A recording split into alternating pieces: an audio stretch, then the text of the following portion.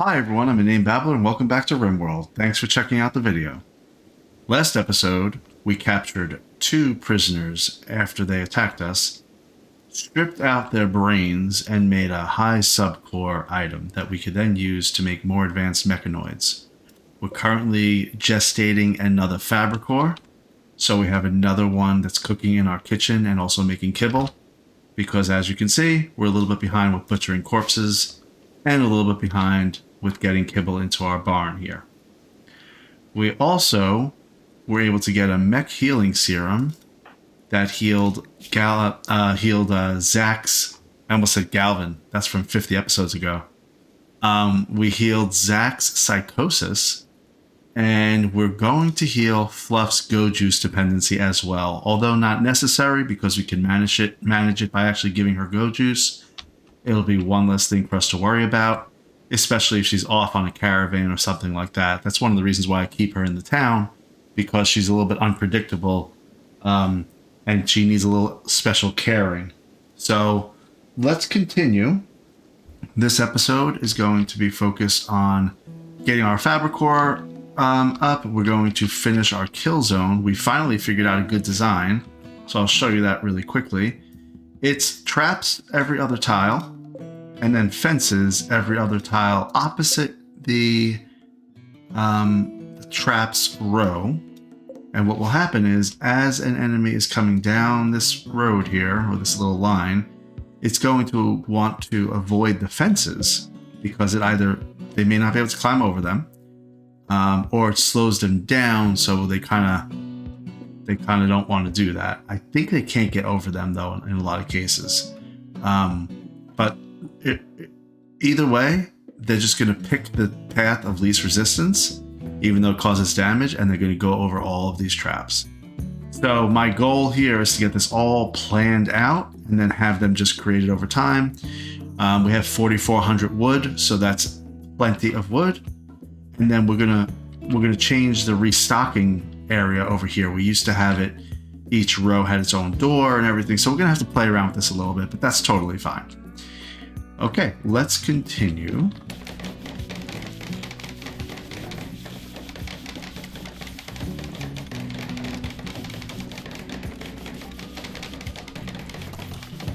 I think I did this right.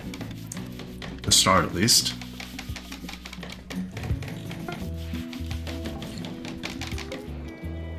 Oh, okay, Tiffy got a military back. Great. Now, we also arrested Maker, if I remember correctly. Where's Maker? There's Maker. We're gonna convert you yet.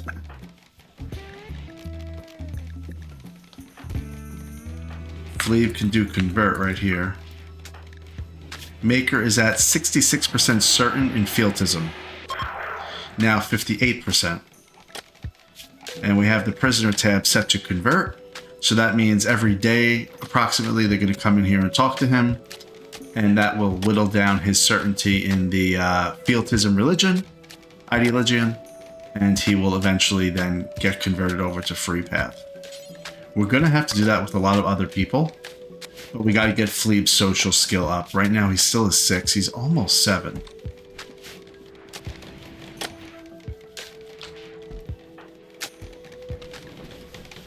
Okay, so let me finish this. I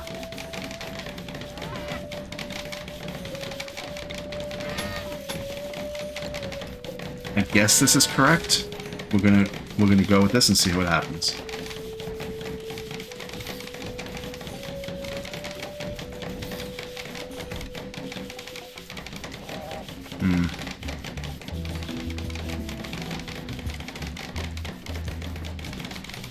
Well, I wish this was just one more over. Let me see how this plays out, and that may dictate what I might do next, if anything.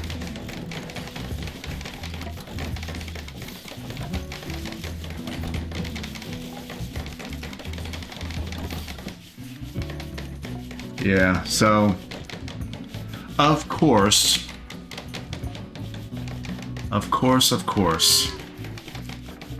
I want to fix this, because we just need to.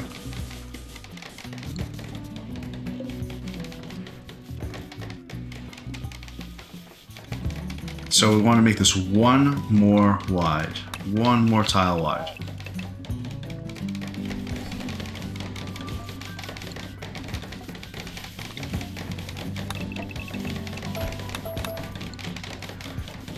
I think we keep that? Yeah, we keep that, right?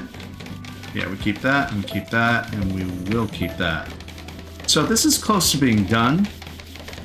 I think I may hold off on actually building traps for a second to let them finish building the actual structure of this all. Because as of right now, if we had any enemies come in, they're actually going to kind of just go and skip a lot of this. So we're not routing them the right way just yet.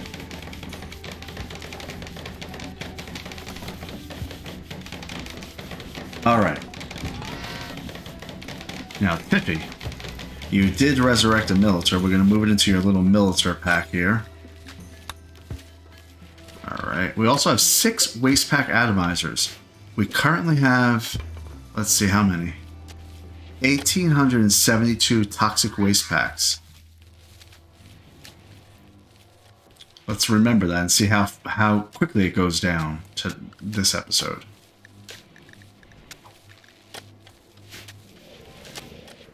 Alright, so a couple other things while they're working on this, I will explain. We are going to finish this kill zone with the double wide path like I've talked about already. We're keeping the roof off of it. So as you can see, there's going to be no roof there within here. And that's kind of so that I could fill mortar it if I needed to. But we'll see what happens in the future. I may put a roof, we'll see. The only advantage I could see to putting a roof at this moment would be if I put down traps, not spike traps, but like flame traps, that if I had a roof on it, it would heat up this as a room and burn anything that comes in. I could definitely see that happening. Let's remove that floor. Clean it up a little bit here. Finishing our main structure. Oh, Pompeiana also got pregnant last episode. She's still the first trimester, so she has. So she has a little bit of time left. We got a distress signal from the Loten. I definitely want to go kind of out into this other ancient complex and see what's there. This has silver. So Marak, oh that's right. So Marak was strangely attracted to a golden cube last episode.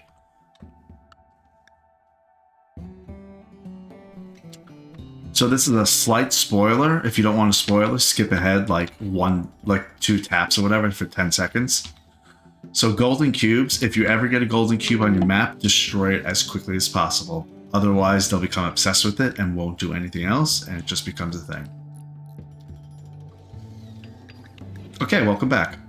Let's see here. Maker's spirit has broken. As a result, he was forced to question everything. Maker's certainty with his belief in Fieltism has been reduced to 4.4. So he's ready to get converted. He's about to be converted.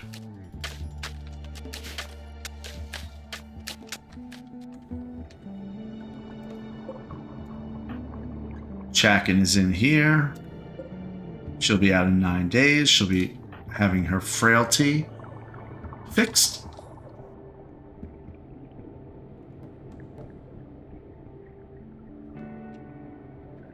The other thing is, I gotta get some more people in these gene extractors and figure out what I want to actually do with this. I have a lot of people that have no genes.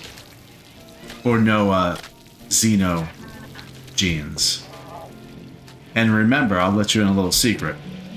Last episode, Kate, who was a vampire, spoke to her husband, Zach, who had previously died and was resurrected, and as mentioned, had psychosis set in.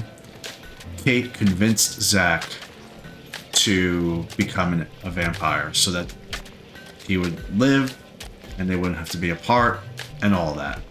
So, Kate currently is death resting, but when she gets up in 2.3 days, she will go ahead and convert him.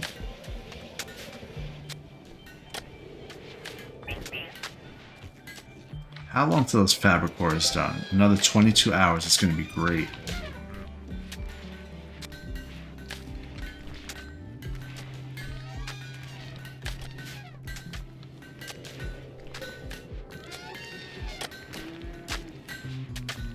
Where is my fabric core? It must be traveling places it's not supposed to.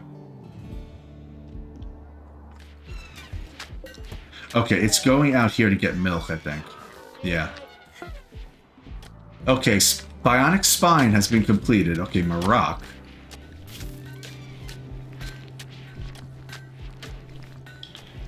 Marak needs a spine. After he eats, we're going to get him a spine.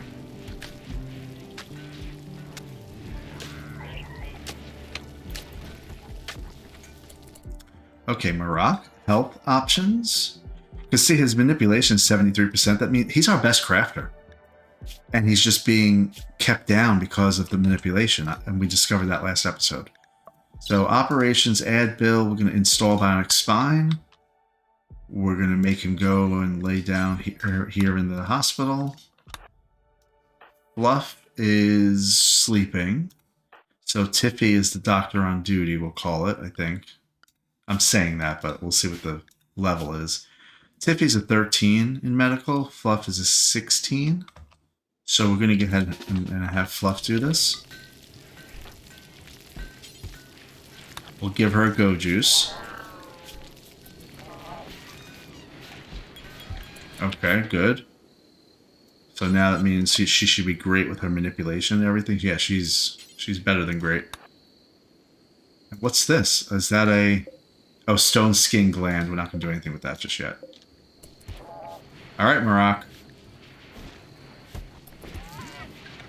Don't fail, Fluff.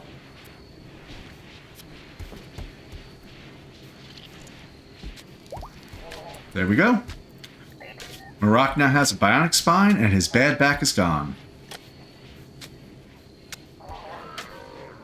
That means he'll walk around much more quickly, but also his manipulation will be better for crafting. So, we said that last episode too, or a couple episodes ago, that we're going to just make a lot of bionic parts, and that way, if somebody has a toe blown off or a finger shot off or something, we're just going to replace their stuff. That is going to be put in the hospital. It's going to go here. All these mech rechargers are going to go here. And that's actually going to happen pretty soon. After I do this kill zone, I'll set up the mech rechargers. Yeah, alright, so we're coming together. We're coming together. Where's the other fabric core? Ready yet? No. Alright, let's think about the mech recharger situation. We're going to uninstall this stuff.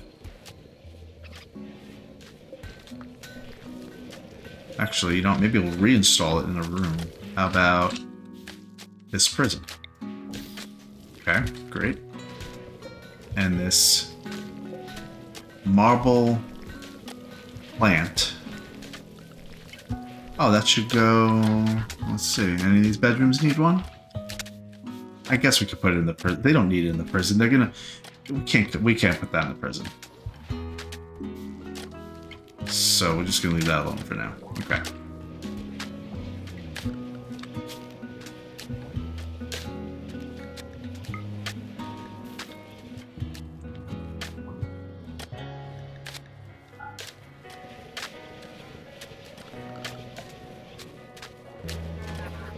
I do have a switch here because that was for the prison.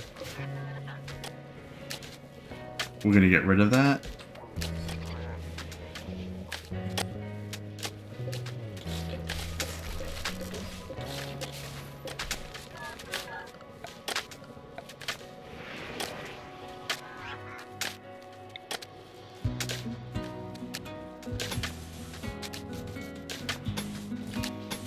I want a lot of redundancy when it comes to the mech recharging, so I'm putting all that around. I definitely at some point I'm going to have to look at my power conduits, but not right now. It's totally not important. Okay, so what do we want in here? This is a granite flagstone. Do we have any granite? We have 239. That's plenty. We'll put some granite flagstone. Alright, so this whole thing will be granite flagstone. Great.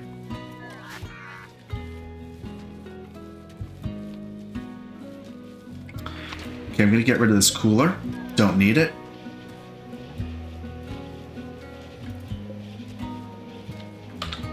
This room does not need to be cold. Alright, now we're going to play around a little bit. So let's think. Mech recharger, now there's 11 here. I'm going to probably make like 12 just because. I do want to be a little smarter about how I place them. I wasn't really being very smart when I did it last time. So we have a door right there. We can put one like that. Let's just call that like that. Like if we do that, does that kind of work? This kind of system?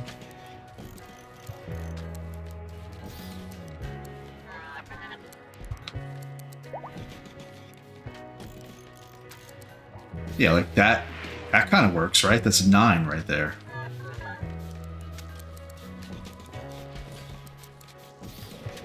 And they take up 200 watts when they are unpowered and 200 watts when they're powered and recharging somebody. So they're 200 watts always. So I think this is 12. Yeah, this is 12, and I could fit another 6 right here without any extra effort.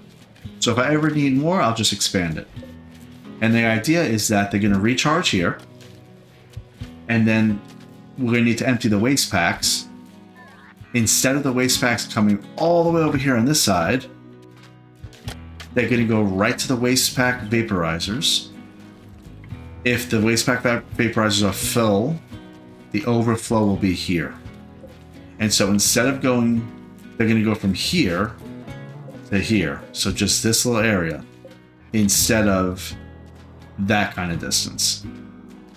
And that is what we have discovered to be, I'd say, one of the core problems with our lifters. They are far too busy running halfway across the map.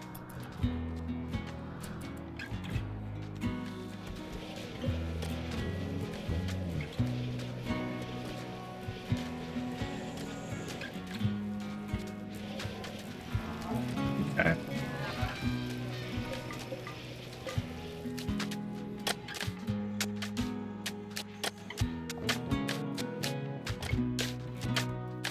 How you doing, Zach?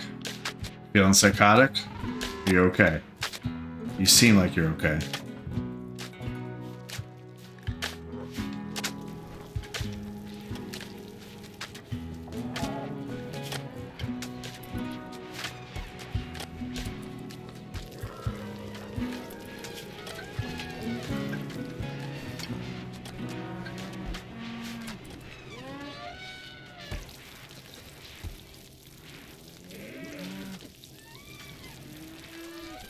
Yeah, this kitchen is dirty.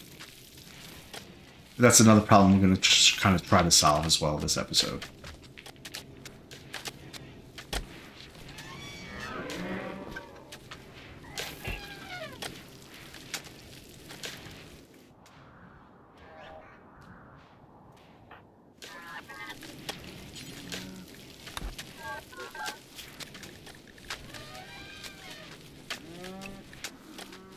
I mentioned this a few episodes ago, but I was wondering, what do you think? Should I put a clean sweeper that has a zone? Like one clean sweeper is here, another clean sweeper is here, and that kind of situation? So that way our kitchen is always clean? Or should I just add another clean sweeper and just kind of, you know, that'll just help in general?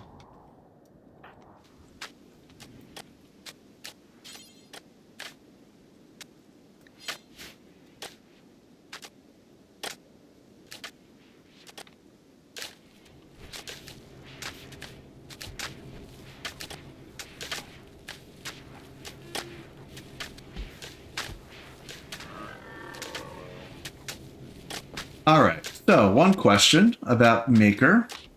Why are we converting Maker to the free path? Well, just quickly, I'll tell you. First of all, most of our colony is the free path, and we spent a good 30 or more episodes chasing, trying to find somebody that was free path. And the reason I did that is because the free path is its focus is individualism. So they don't really care if there's no rules about male clothing, female clothing, or all that kind of stuff. So what was happening was I had all these different ideologians that they required something, and we have some of that right now. So for example, Maker was the Fieltism. All right, so he demands age reversal. Okay. It does mean that his biosculpting would be accelerated, but that's not something, we want to trade off for. Neural supercharge, it's kind of a preferred thing, and if he doesn't get a neural supercharge, he has a -6 debuff. Other things like male clothing. Men must cover their groin. Okay, that seems reasonable. But if for some reason their pants got tattered and they took them off to go change, suddenly they get a debuff. So there's a lot of that kind of stuff that just makes it hard to manage somebody.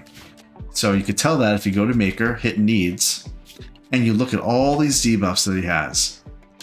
He wants a neural supercharge. No artificial enhancement. He wants an artificial enhancement, so he's at -3. Led by an Arcus, which is free path, so that's -2. So all of his debuffs together are 29. So it's no wonder that he's so unhappy. Once we convert him over to free path, he's going to be way more happy.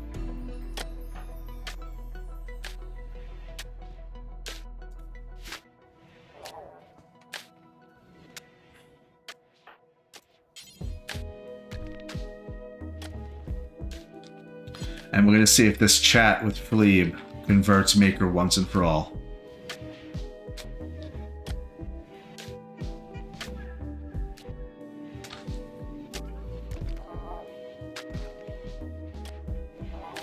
Oh, Maker is at 0.81% certainty. So the next conversation will certainly convert him, but not just yet. Okay, that's fine.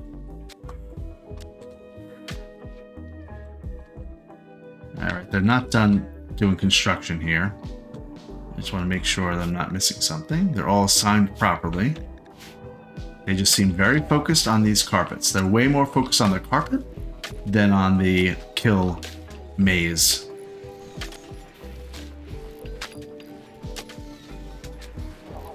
All right, so a couple things to consider. Prison. We want that to be entirely converted over to 4 rooms here, and then a barracks for prisoners. I do want a small room somewhere, and I think it might be like a closet right here, we'll say, that has just a little bit of food. A little bit of food that nobody really touches, except for the wardens that come in here to feed the prisoners. I know it's not necessarily critical, but it's one of those nice to haves. Otherwise, they have to walk all the way over here to this freezer. So that's one project. Okay, project number 1. Project number 2, the kill zone. We need to finish these walls, get everything routed properly, get the traps laid down and built. Project number 3, redo this resupply zone. How much wood do we actually need to rearm all of our traps once they get triggered? We want to have the wood right here so they can run into the door, grab the wood, get to the trap, rearm it, and that's that. I want enough wood here for 2 rearms. So however many traps I have, however much wood that is, times 2. Marak has cube withdrawal. Remember, he's going to be really upset about that cube I talked about.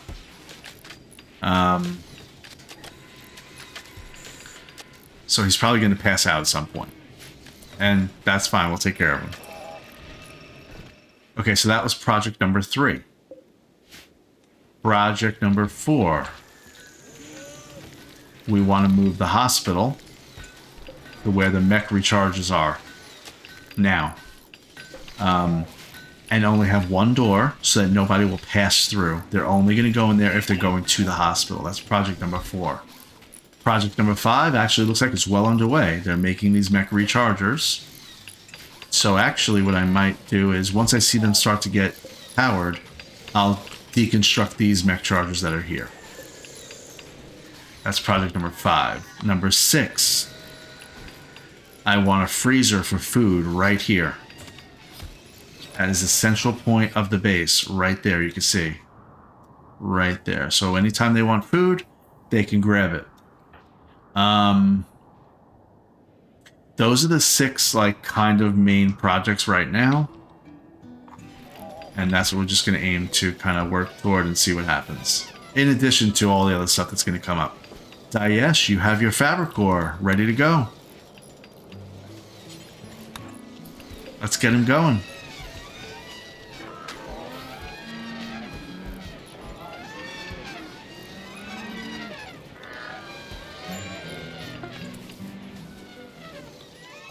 Where'd he go?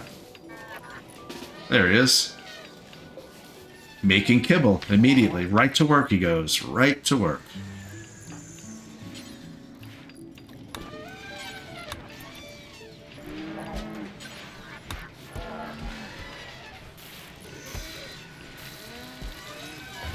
They're both making kibble. Both fabric cores. And so's Daesh actually too. Some of them better butcher. Once I get to 1,000 kibble, they'll start to butcher. Conversion! Fleeb has converted Maker. Okay, Maker, well you get to get released now. See, all it took was you to get converted. So tell the other colonists, you know? Why can't I said release. There we go. Now let's see how unhappy he is. He only has 1 buff. Now remember, his mood was all the way down here. It was like 18%. Now it's 49%.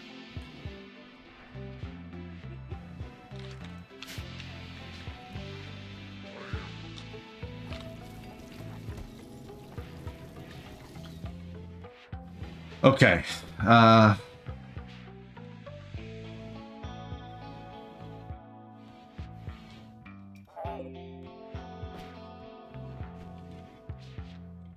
Okay, we're gonna leave the prison alone for right now because I want to focus on the hospital move.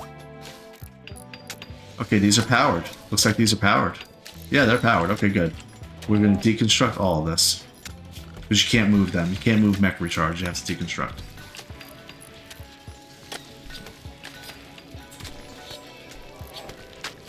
Okay, now remember, we said we want to definitely make a room like this.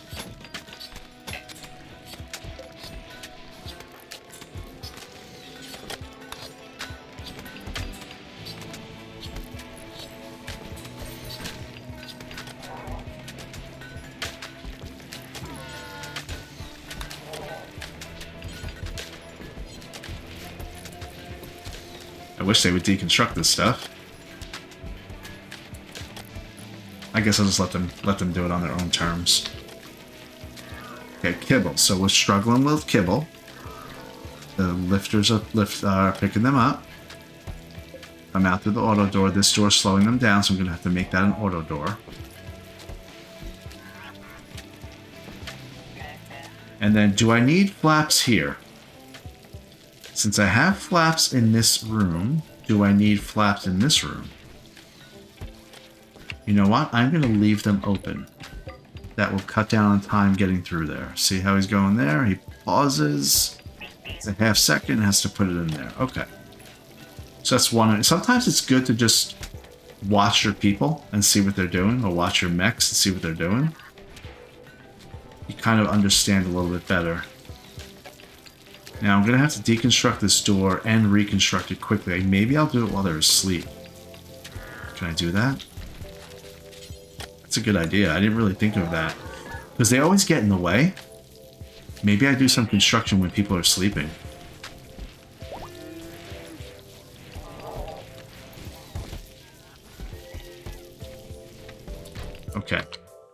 pen is now open. That's why I want to do it when they're asleep.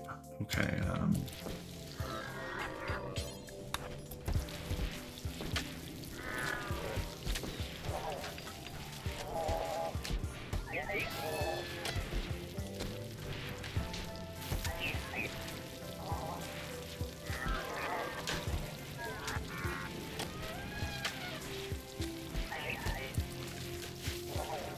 Okay, we're finally getting caught up on kibble. We have 1,300 and we have plenty of corpses and hay. So we're good for now. And we have a bunch of hay grass right here. That's actually going to fill up our freezer. We'll figure that out in a second though.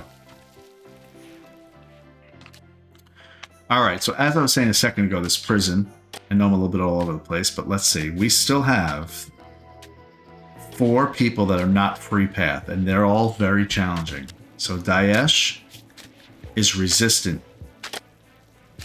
She has a 75% reduction in how effective our conversion will be. That's also known as the global certainty loss factor, 25%, meaning any attempt to convert her will be reduced down to 25% of the attempt. So if it's a normally would take away 10, it'll only do 2.5 for her. So she's 25%. That's rough. Chakin,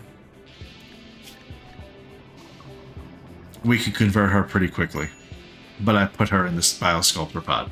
She has no resistance.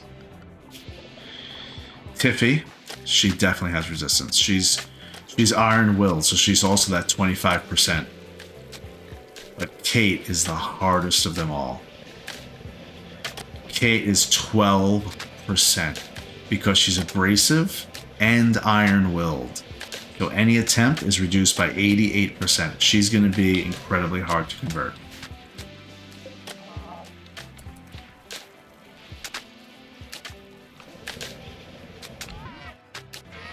Okay, these mech recharges are done.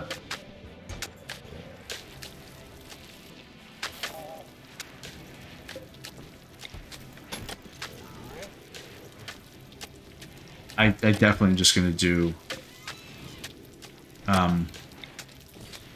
auto doors wherever I can.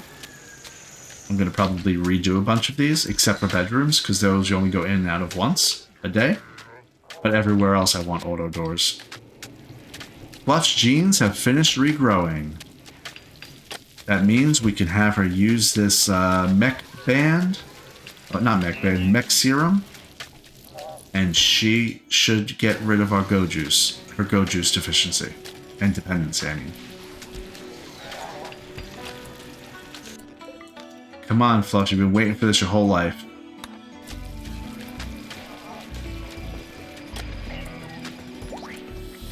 Oh. It healed a scar. Well, that's not nice. The tooltip says it's going to get rid of the worst condition. A scar is not the worst condition. She has one more scar on her torso. So that kind of stinks that it did that. How do we get rid of scars?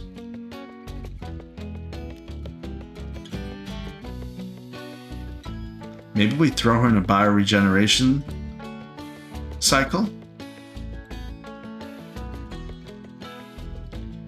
So the addiction is separate than the needs. So the go juice dependency is always a condition. Always, always, always. So I don't know if that scarification is just because it causes pain, maybe. But I don't want a chance taking another one. So I may just let me just put her in a bioregeneration thing right now. Honestly. It's 27 days. We finally got to do it. Get rid of her scar on her torso, and be done with it. That's all. We've been putting that off. We need our people in tip-top shape.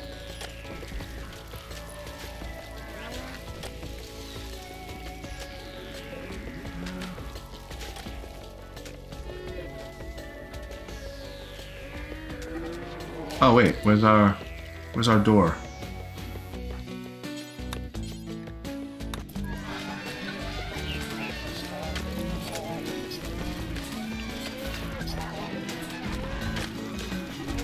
They are fully awake. Everybody's awake. So we didn't get that door done with them asleep. Pompeyana's pregnancy has progressed from the first to the second trimester.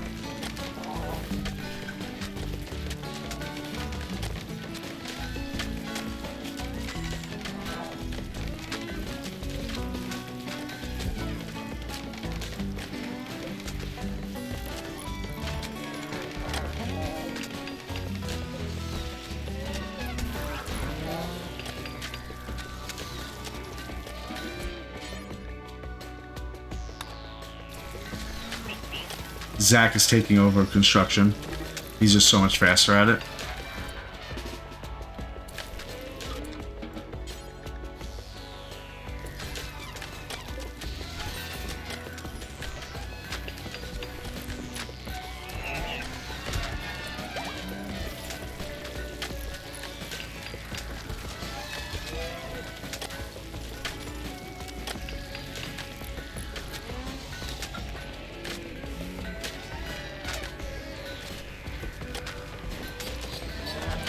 Okay.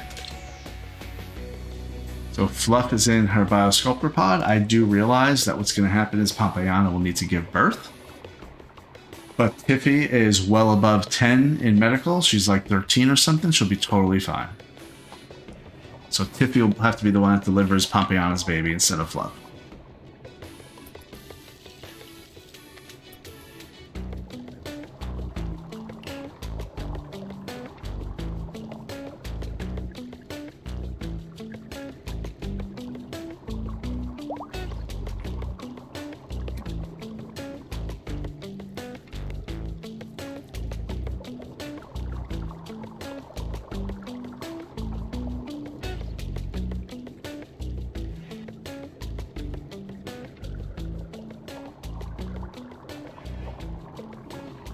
That was my favorite song.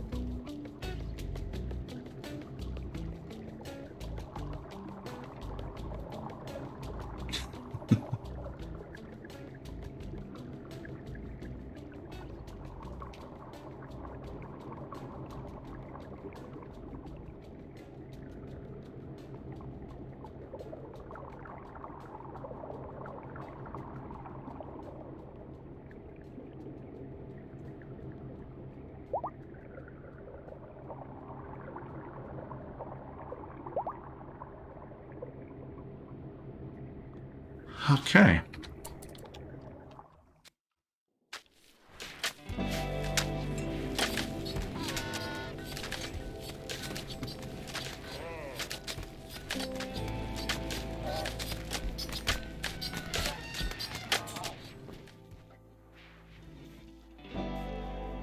Where are all my constructoids? What's going on, guys?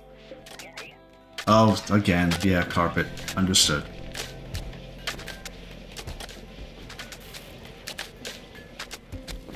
It's a lot of work to make fine carpet. Let's see, like this one, the impressiveness is 76. 70, 71, 71, 71.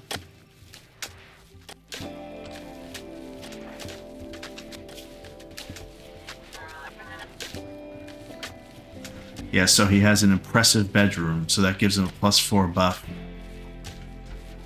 All this stuff helps. I'm gonna get somebody on making marble sculptures for everybody.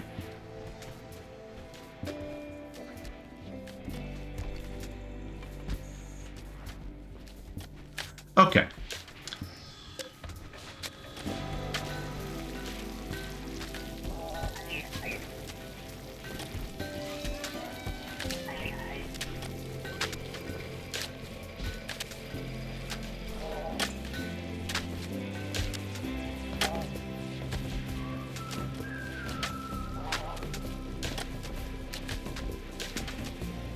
I'm actually getting low on cloth.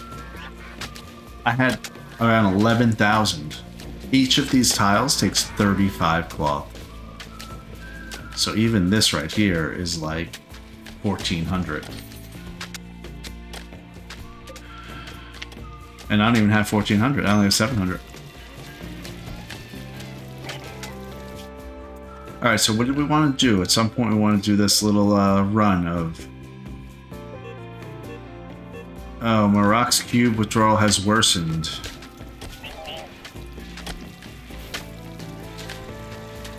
This person obsessively wants to find their golden cube. Their skin itches and their mind races, thinking of ways to get closer to the cube. Their symptoms will get worse until they play with the cube. Now, he's at extreme 66%, and that's negative 20 consciousness. I think at some point he will get knocked out, but since I got that cube gone quickly, or removed quickly, he will only, he'll have some minor couple of days, maybe he's out of commission, and then he's good.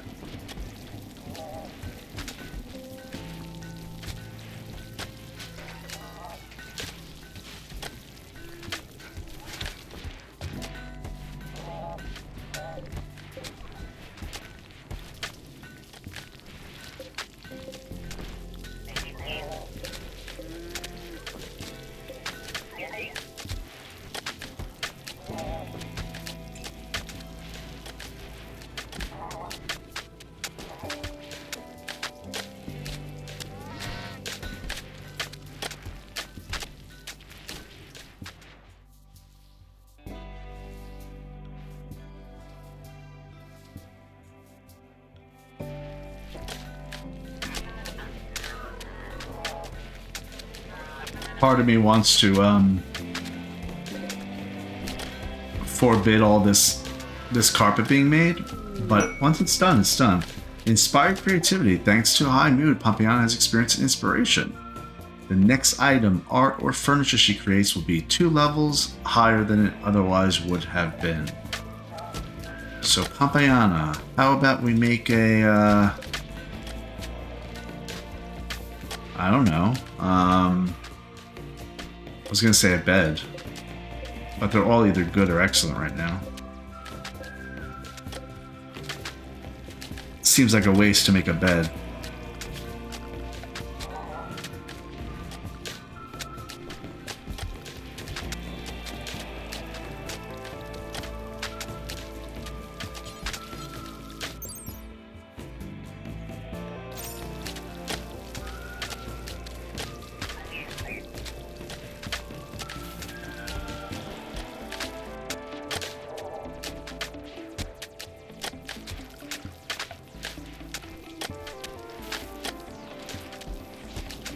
I was thinking of making her do some sort of art.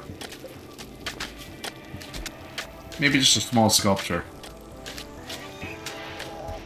And we can use it.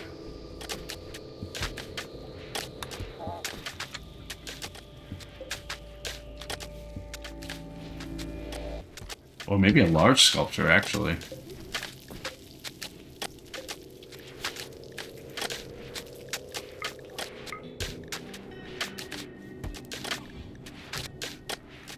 Yeah, maybe a large sculpture.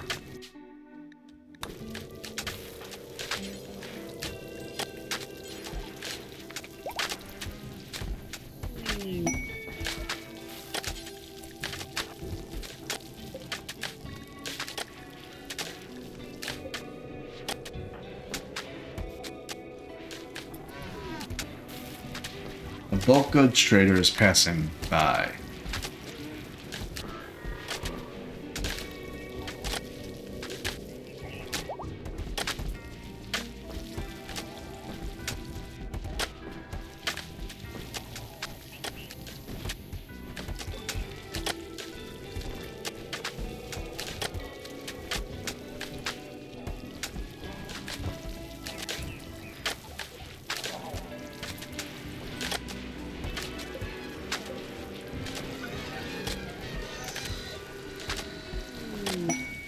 Combat supplier is passing by.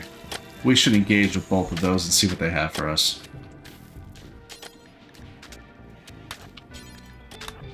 I believe we'll take care of it. Or should it be Kate? I haven't really done anything with Kate lately with that. Oh, she's playing poker. Well, you can call these people.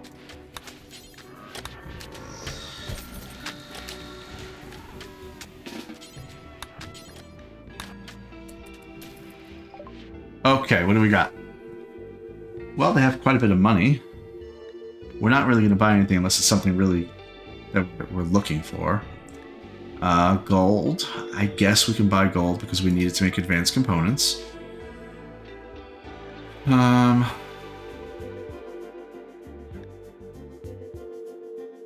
They also have wood. Seems a shame to buy wood when I could just go get it, so I'm not going to worry about that. The Story of McPherson. That adds it's a book that adds cooking experience. All right. Okay, now what can we sell to them? Anything that's poor quality, I certainly want to sell to them.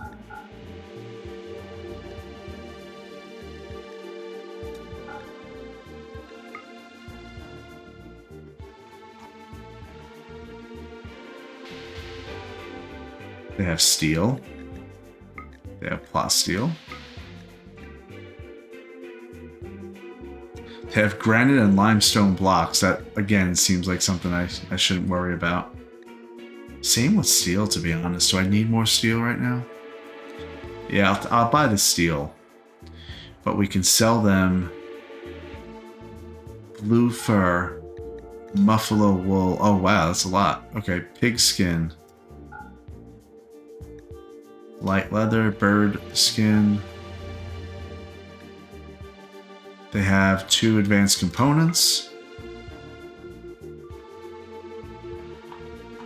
We currently have 8.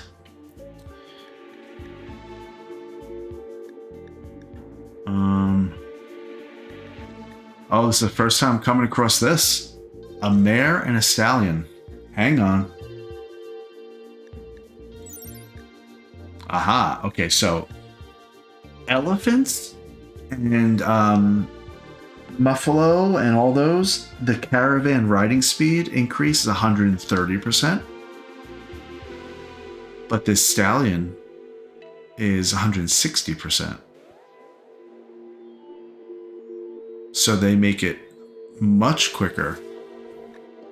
Now, why would we use that? That would be if we're not trying to transport something, we're just trying to get people places quickly. I can't pass up buying a mare and a stallion. I can't pass that up. I'm gonna buy them.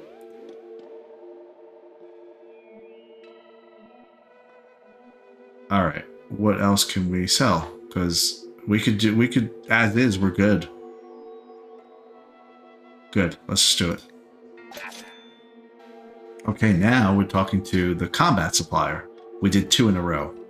Just in case it wasn't clear. We did 2 in a row. What do they have? He has a samurai helmet. A marine armor helmet with a built-in status computer and layered plasteel weave plates. Expensive and beautiful. Prestige armor like this is usually made for those of high status. Embedded Eltex threads also enhance the wearer's psychic sensitivity. Okay, so that would be... We were just talking about that with Tiffy. We didn't want her to wear anything other than a marine helmet because she wouldn't have protection. But we also did want to make her her psychic abilities better. This is probably way too expensive for me. It's only $940. I think I might buy that. Can I make that? Let's see what else they have first.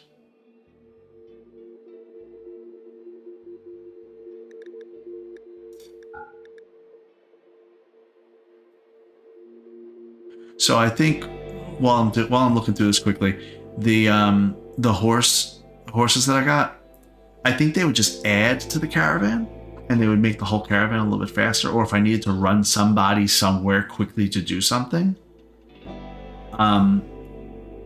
but they wouldn't be a replacement for the elephants. I think the elephants are the best for what I need. They haul, they attack, they do all kinds of things. So I'm going to hold on to them. But I think it's a good idea to get a couple of horses, especially because I don't think I've ever seen them where I could buy them like this.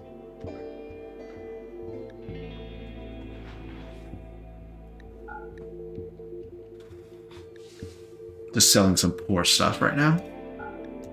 In fact, I'm going to sell all these extra weapons I have. I really don't need them, and I make plenty of extra weapons. I wasn't always able to say that.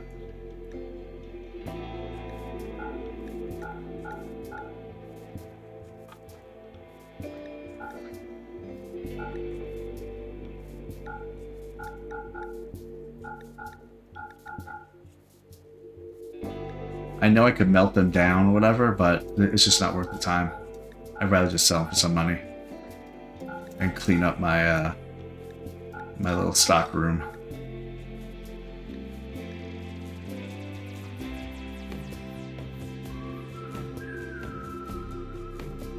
Aha, a gene pack.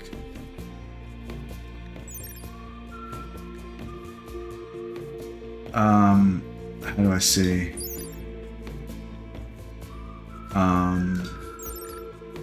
This is a fast wound healing.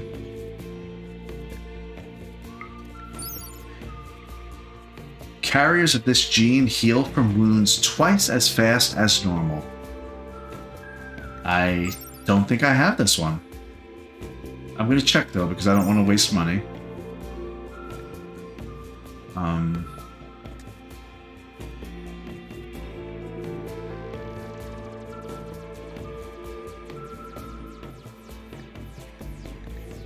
And this is the Boxing Consortium.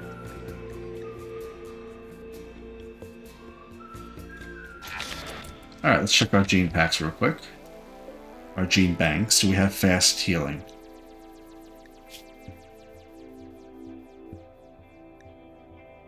Fur skin. Awful artist. Can I do this? Can I search? Oh, I can.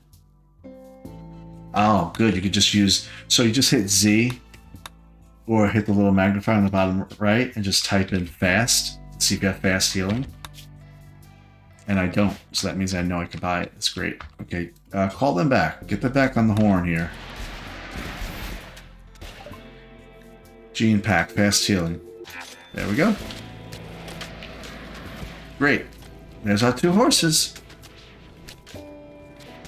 There they are.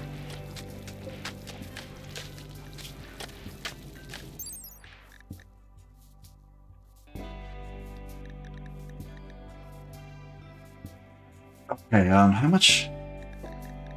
What's their nutrition like? Like every day, how much nutrition do they need?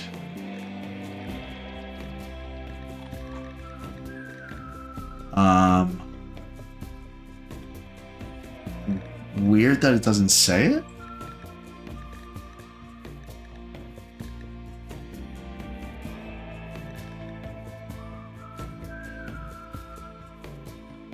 Huh, okay, well.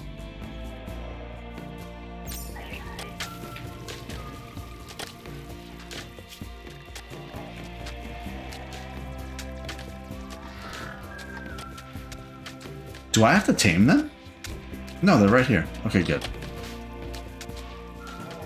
There we go, Daesh got him. Put him in the pen. Are you ready? You're ready, loving? Okay, well, she's already pregnant. That didn't take long.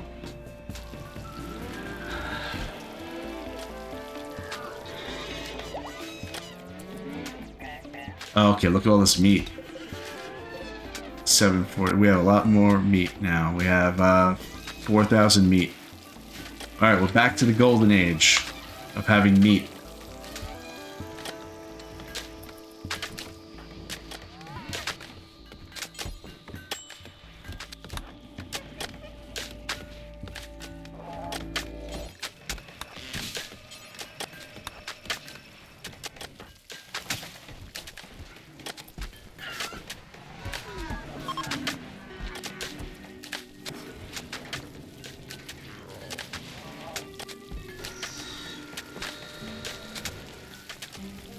The kitchen's filthy.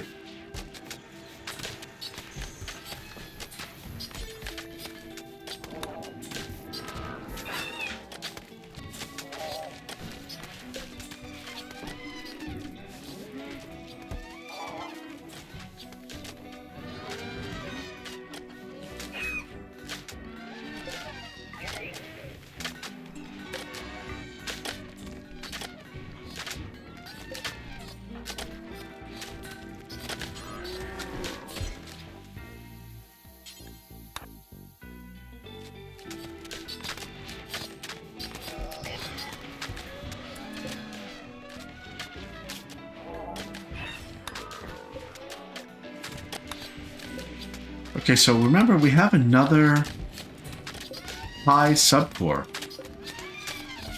We can make something else that requires it. Now, I don't really want to do this, so I'm not going to, but I'm just going to talk about what it is that I could do.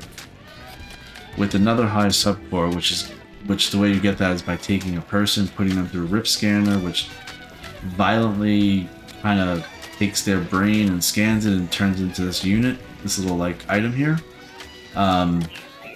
You need that for more intelligent mechs. So like fabric cores that need to craft and that sort of thing. But we could have a paramedic. Now, a paramedic mech, a small mechanoid designed for non-violent emergency situation management and medical care. The paramedic can rescue the wounded, fight fires, treat the sick, and even perform surgery when a more qualified human is not available. Its built-in jump launcher allows us to jump into and out of emergency situations, and its built-in fire foam popper can quickly extinguish fires. So if this was just a paramedic that did medical stuff, I would say it's not really worth it. But this also could, like I said, it could fight fires. It can use its little jump thing to get in and out of fires. It has a fire foam popper. So I'm not sure if it's exactly worth it, but I the rescuing thing is good too. The fact that it could rescue downed people. It could operate on animals. It could feed patients.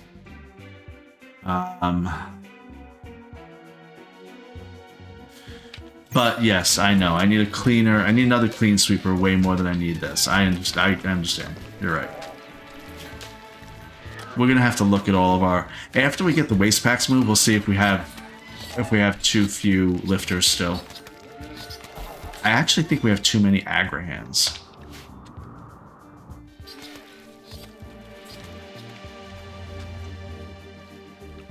Maybe not.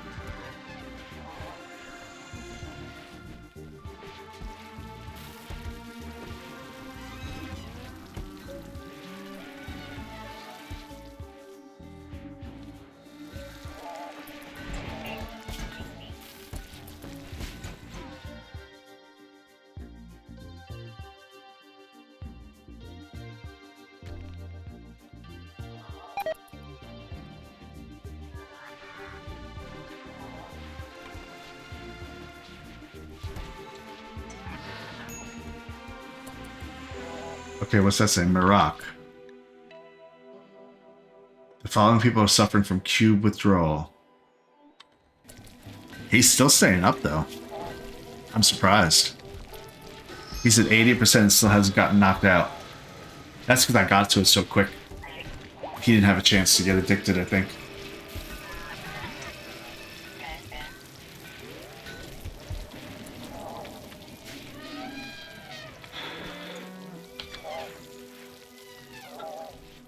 What are we doing down here? Good job, guys. Finally. Look at you. Yes, see? This is what I needed, the teamwork. Look at that. I'm very proud of you guys. Yes, I want you to deconstruct that. Oh, look how they smartly, instead of going through the maze, they went through one of these doors and then popped out where they needed to. Yeah, we're going to definitely work on what that looks like. Perfect. Just get that one last one, guys.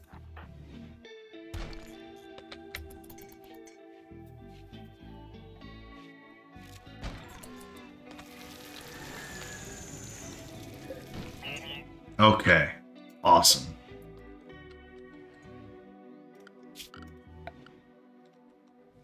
We're going to get rid of that power right there. Yeah, we have too much, like, random power. I don't know what I was doing.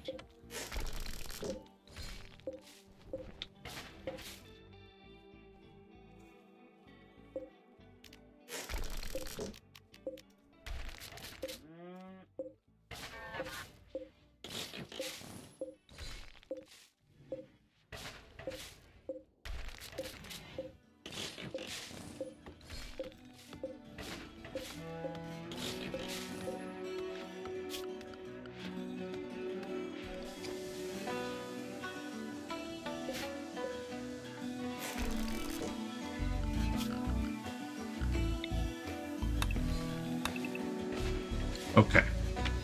Let's get back to it.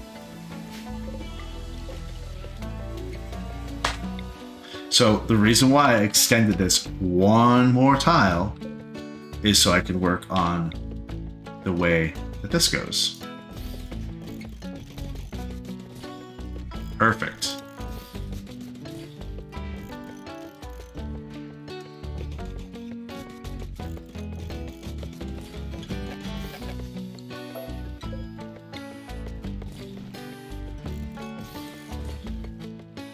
I think I want to do it like this way. Yes.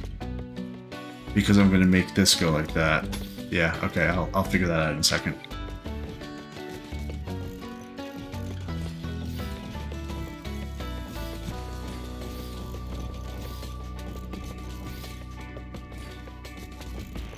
Oh yeah, this is working out really good. Really well. Really well, I think is the right way to say that.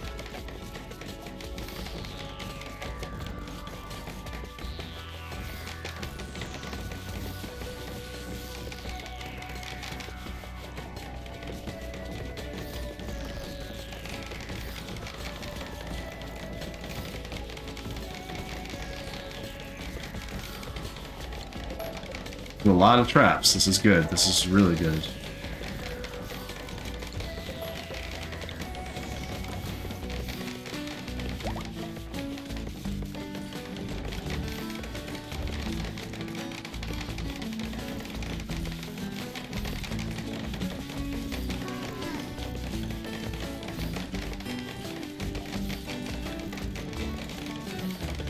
Okay. One there. Yeah. Okay, we're gonna move that. One over. Deconstruct that. Deconstruct that. Okay, now the fences. I hope I'm doing this right, because this is another big project. So I do like that, I think. Yeah, like that. Okay, good.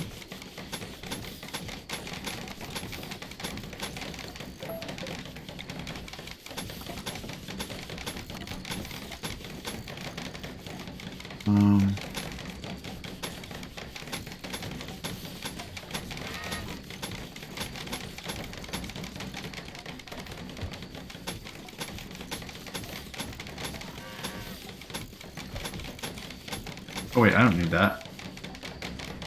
Yeah, I don't need that either. I'm gonna make a wall here. I said that already. Okay. Make it so at the turn it's only gonna be one wide, so they have to hit the trap.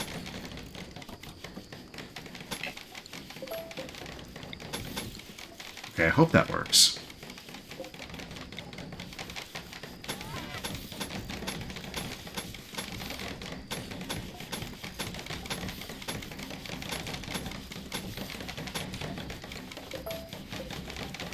Oh, wooden fence is only one wood? That's great.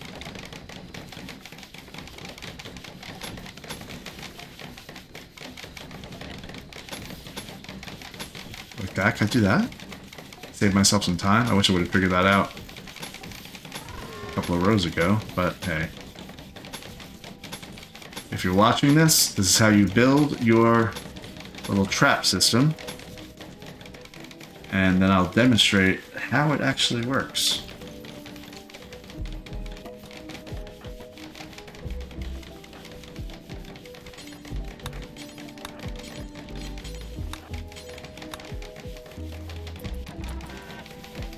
Cool, great.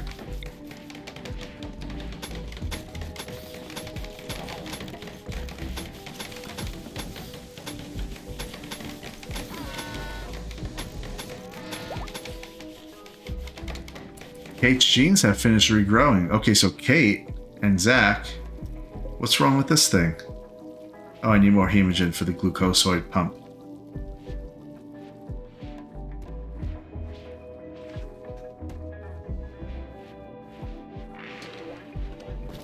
So, I'll get a little bit more of this little area built, and then I'll explain exactly how it works, but I'll just tell you briefly The point is that you have a double wide hallway.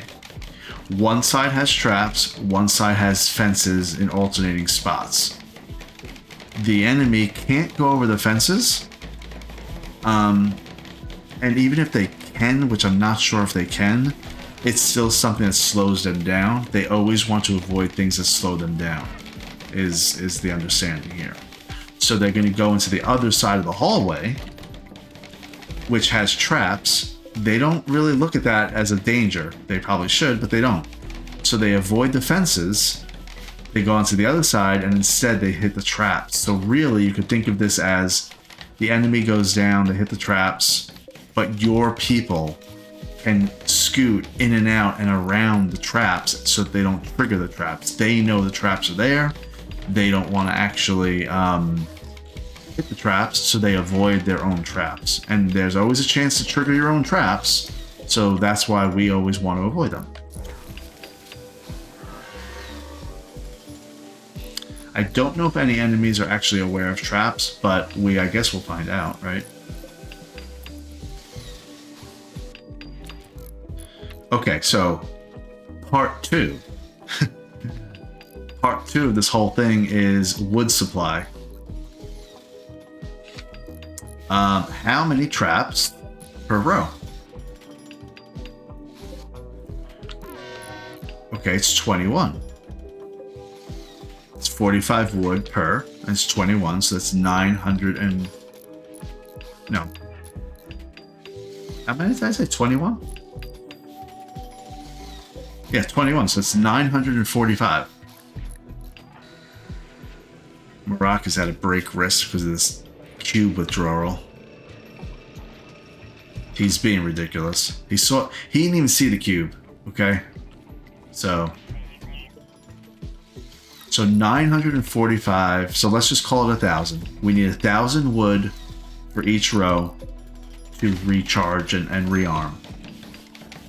We have 1, 2, 3, 4, 5, 6, 7 rows. Bicot is fighting with Kate. Of course he is. Guys, what are we doing?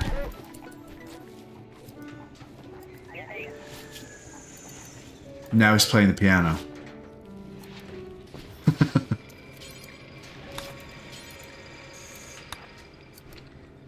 You know what the deal is, Baiko. You gotta have your blood taken now that you did that.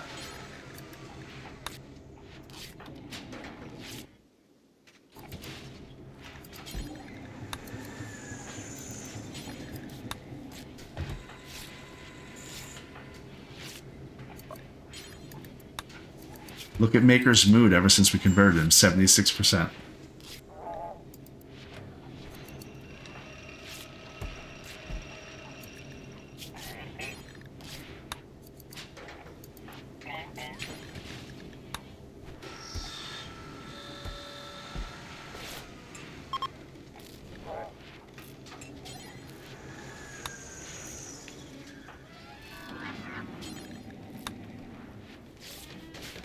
Okay. Well, now that Kate got into a fight, I'd like her to get healed up.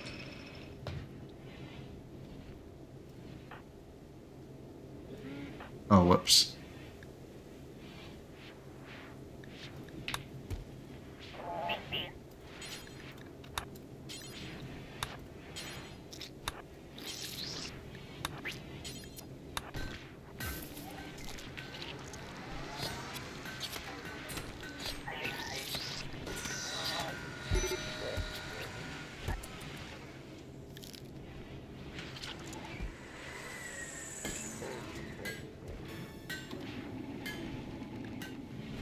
Maker no longer wants a fine bedroom because that was his other ideology.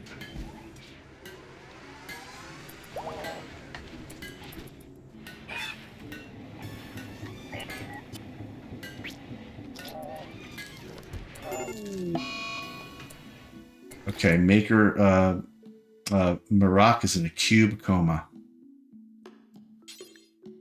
Which we knew. We knew that was going to happen. There he is.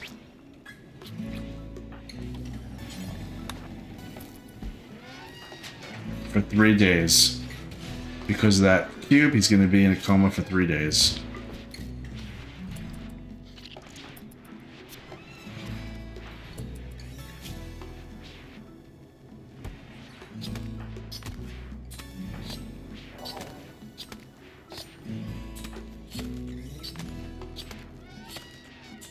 It's alright, we'll take care of you.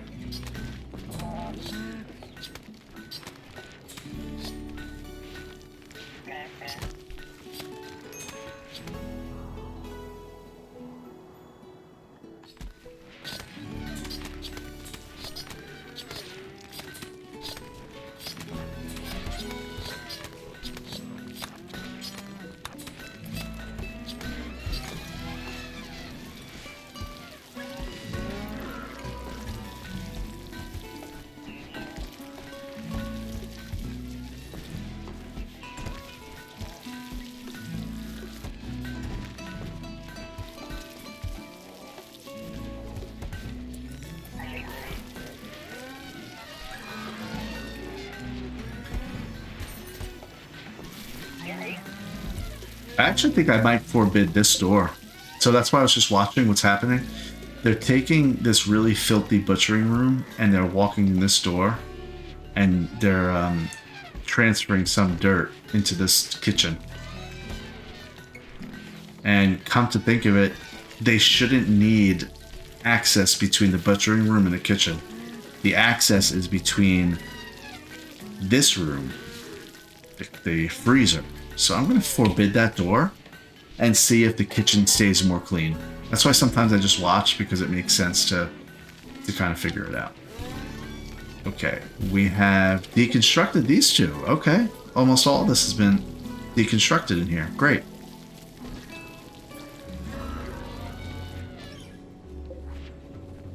Okay.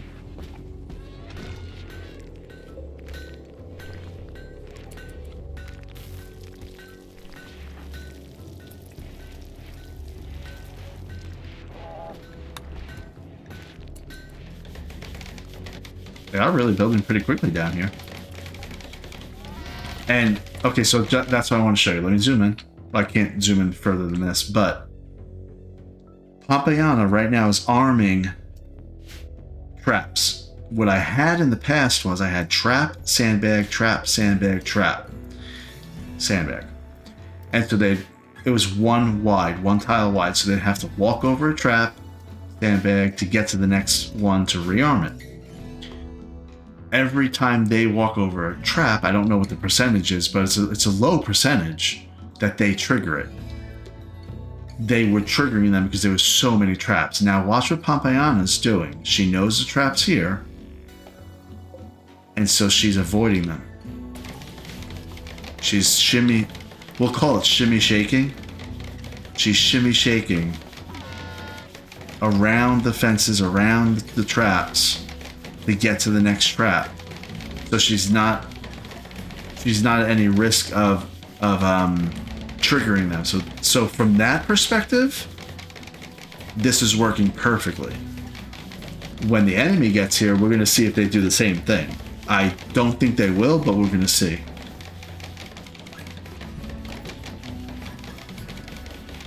Okay, so now next thing, we want to be able to replenish 1,000 wood per row. 1,000 wood per row, and these two rows up here are a little bit awkward because we don't have a way to have a room there. And I don't want to make the rooms here, because if I ever want to extend the maze, I can extend it out. It's here right now. I could extend it this way. I could extend it wherever I want, and just continue the pattern. So I definitely want the wood in the more interior of things. And I also want this way to be the exit out of the base right here. They could just exit out of the base right here.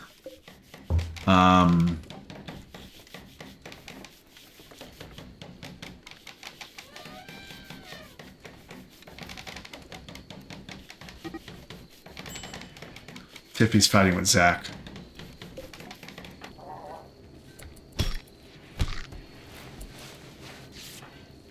I think Zach won that one. Although Tiffy bit his torso. Tiffy, why did you start that fight? You're usually pretty good. What's wrong? You okay? Let's see. You don't have any weird genes.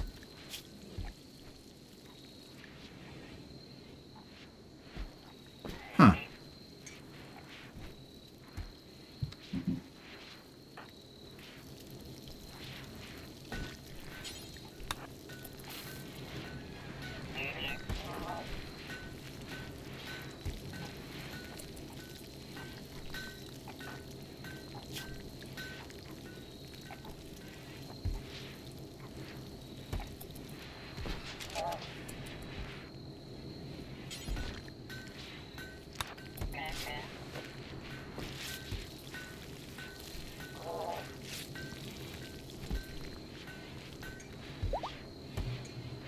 Kate is fully healed.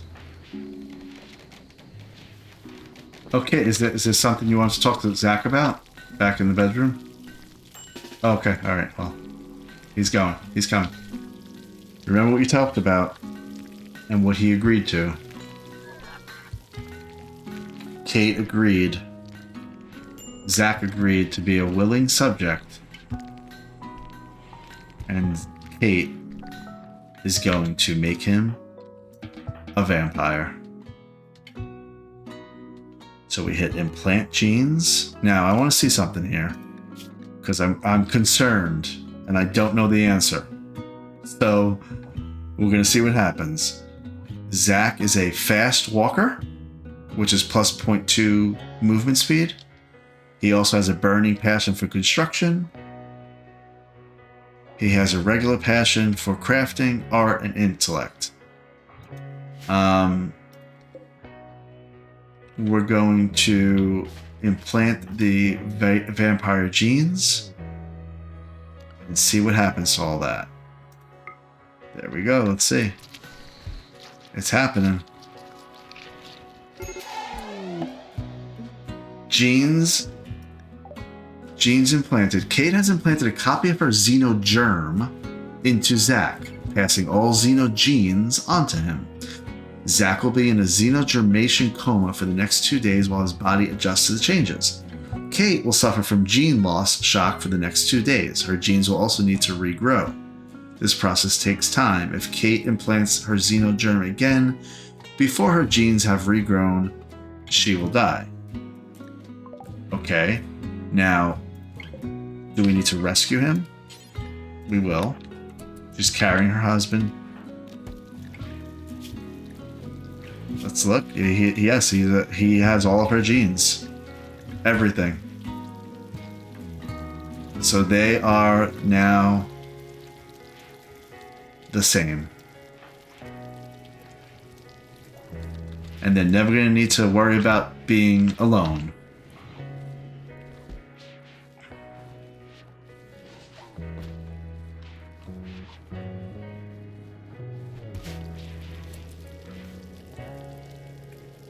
Okay, we have another vampire.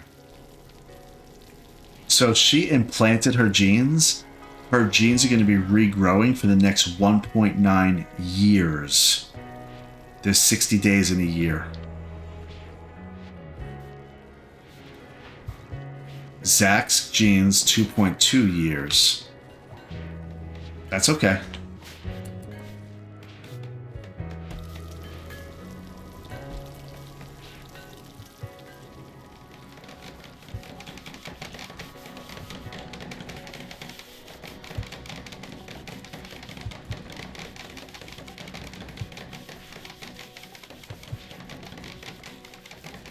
All right, let's think about how we want to have this wood.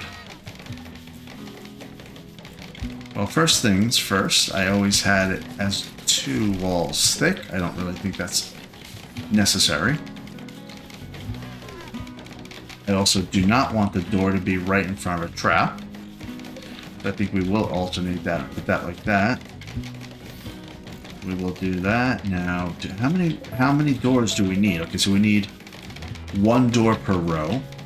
That's something good to decide on. 1 door per row. that is not in line with the trap. Got it. Okay. Good thing to know. Yep, right there. Okay, right there. So let's deconstruct the other doors. It's literally, it's one. If it was shifted one more, I wouldn't need to do anything with my walls or my doors. Even the constructoids are avoiding. They're avoiding the traps.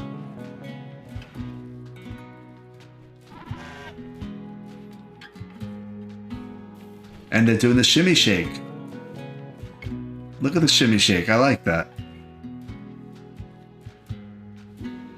It's slower than walking in a straight line, but it's faster than walking over sandbags. And much more safe. Okay. I'll let them work on that. What thing did I want to work on next? Oh, maybe I'll work on this prison.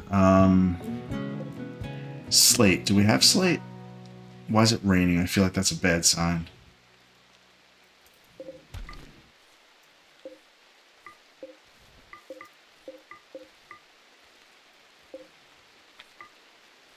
All right. Remember I said I wanted... So I need 2 things to finish this prison. One is I need at least 1 air conditioning cooler. I might need to do 2. Because I need to be able to keep the temperature proper in here. If anything ever happens, I need to have the temperature proper. So let's look at a vent system. We're going to do vents like this. And we're not going to do the vents like opposite each other in the hallway. Because then like this prisoner could like lean up against the vent right here. And like whisper to this prisoner across the hallway. So that's the rationale for that. Okay, that works fine. We'll do another vent like that. Okay.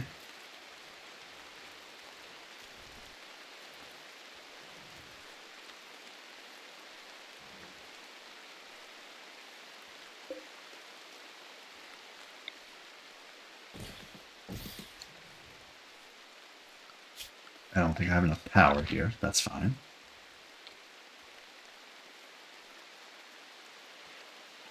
Do power like this, I guess. I know I always over-design my power conduits. They're too long or whatever, but it's been okay so far. It's only a couple steel. We have steel, so we're okay. Beds. Now, beds for... Okay, so wait. We need a cooler, and we need a spot for food, we said. We may not use it, but we're going to make one in case. The idea here was that this was going to be a hallway. Because I thought we were going to do something else on this side. So in my brain, we may do something here. So I don't know what that is, but I'm going to keep this as a hallway kind of thing. Which means we want 2 doors. Now we don't need them to be auto doors because we don't go in and out of them very often. It's like a once a day thing. So I am just going to make it regular limestone doors. Right like that.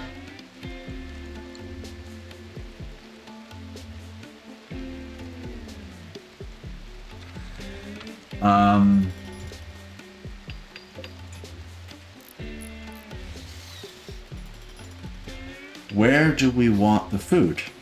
Now you would think that you'd want the food in the entrance area. So did I mess this up, is the question.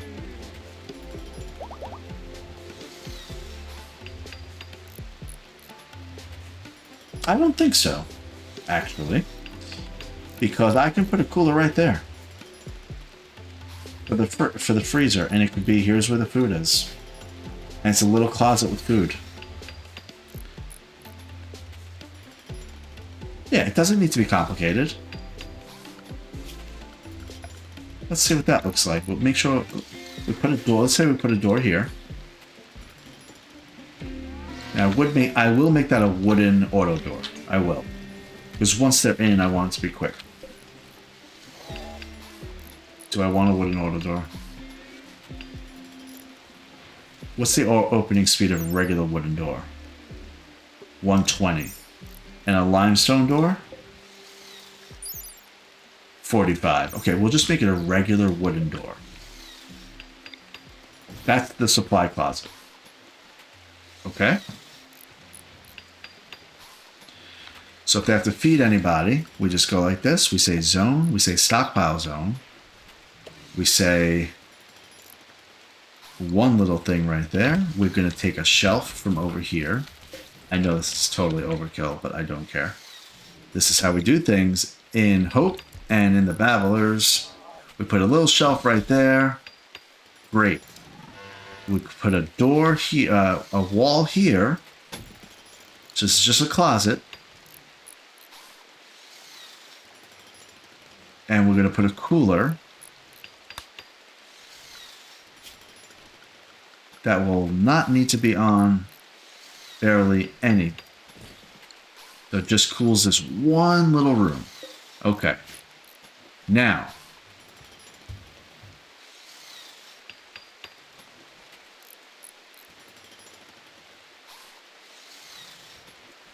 it might be ugly, but I think I could put two coolers right here.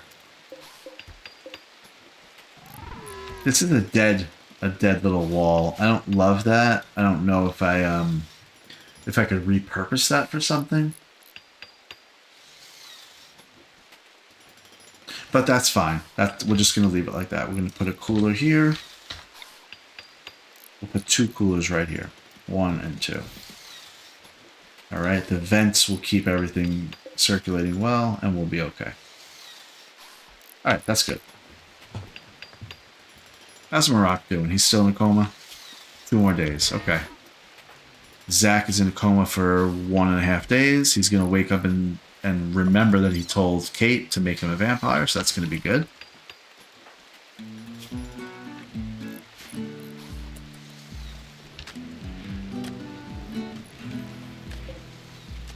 A wooden sculpture. Let's put one down.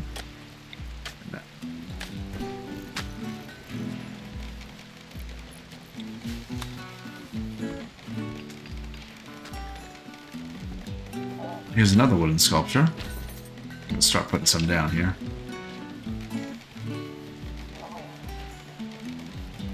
That's one.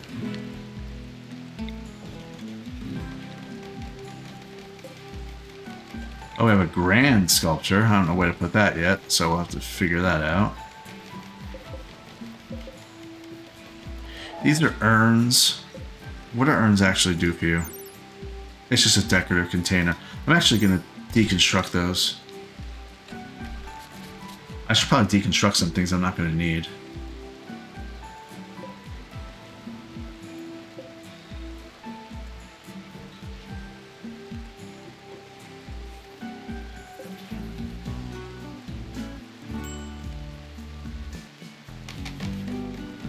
I lost where the prison was for a second. Okay.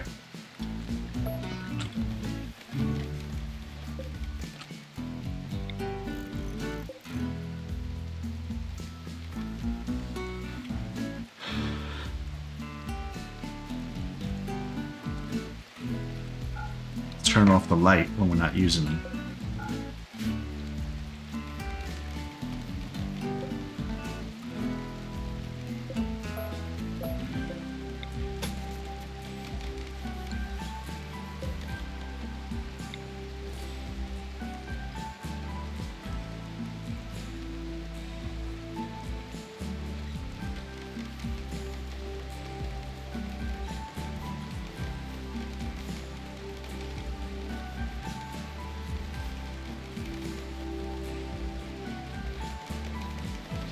Okay.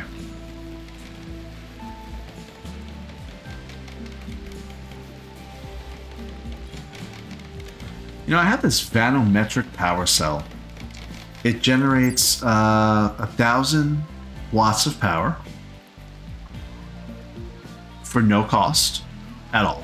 I think I might, instead of keeping it in storage, I think I might install it here behind these turrets, just in case something happens to the power conduit, that at least like 6 of my turrets will be powered.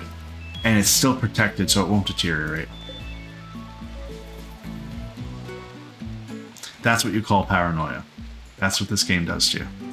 Howie's genes have finished regrowing. Okay, so we are nearly done with one of our projects, which is the kill zone. It's all planned out, at least.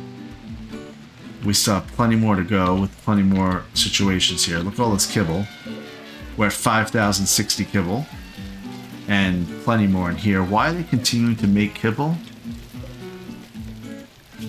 I wanted to make 5,000 and then pause the production. Okay, it's paused. It's properly paused. Okay. They were probably just in the middle of... What probably happened was they made all this kibble, and by the time the lifters moved it... I mean, look, there's 5 lifters here.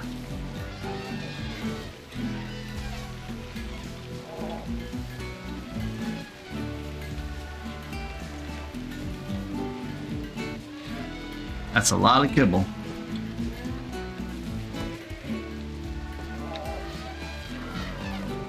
And look at the kitchen. 0.60, perfectly sterile. Since the last time it was cleaned. So we'll keep an eye on that, but I think forbidding this door is what did it. There's Shah. Shah, can you use like that mech thing? No, you can't do anything, huh?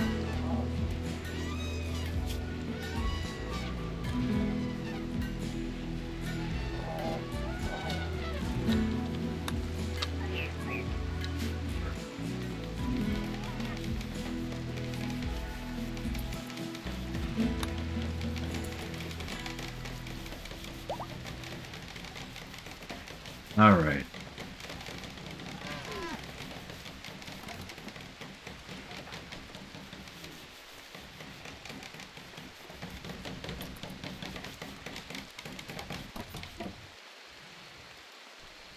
It looks like they're jumping.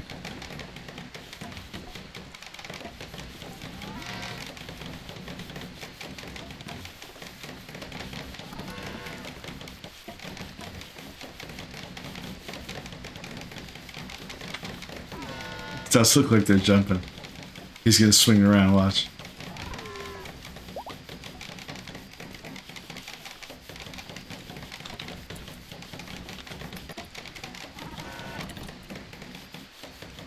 Ah, look what I did here, though.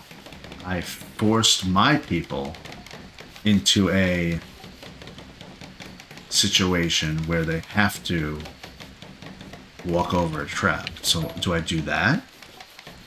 That was my first instinct. I don't know if you remember, but that is what I did originally. So let me do that again, and we'll really pay attention to that whenever we get attacked.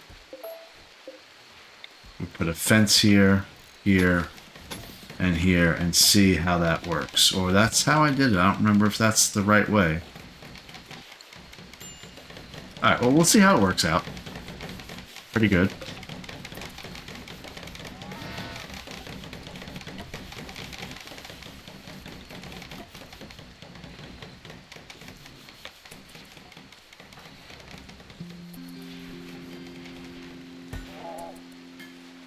Little low on hay, but we don't need it. I mean, we have 1,500 hay and 6,000 kibble. We need 30 nutrition every day. We have 301 in stock, so we have 10 days if nothing else got created, so that's great.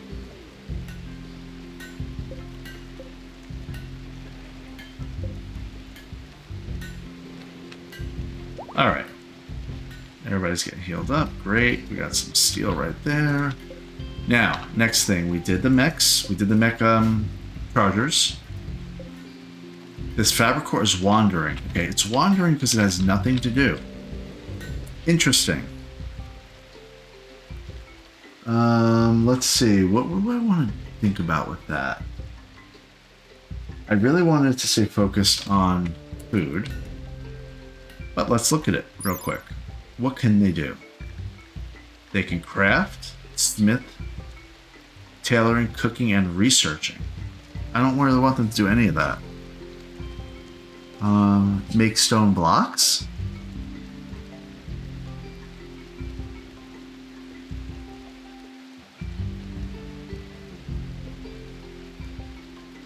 Part of the reason I don't want them to do anything at the machining table, the fabrication table, is because what's going to happen is they're going to get to a point where they're going to make something that if there was a higher skill level person working on it, it could become an excellent or a masterwork or something.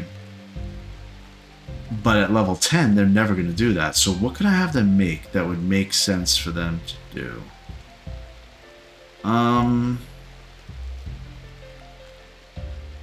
I mean, they could synthesize drugs, like medicine, but I have plenty of medicine right now.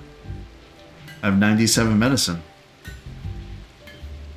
Maybe I should up that number a little bit. No reason not to. It doesn't go bad.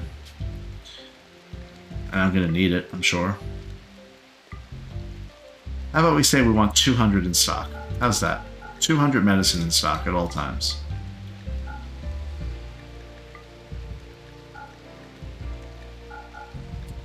And if we fall under 149, they will start to make more. 179, they will start to make more.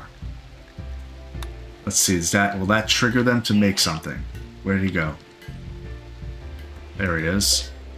Let's see if I draft him and undraft him if he resets and starts to make medicine. Nope, he's still wandering. Oh, you know why? Did I cut them off from this area? Let's see. I don't think I did. Nah, I didn't. Okay, so why doesn't he want to make medicine? What am I missing? You need 4 herbal medicine, 4 neutroamine, and 12 cloth. I must not have cloth. I don't have cloth. I'm about to have cloth. Okay, that'll be fine. You work hard, you can walk around for a second, no problem. But I do think, like he's making right now, he's making a bionic arm.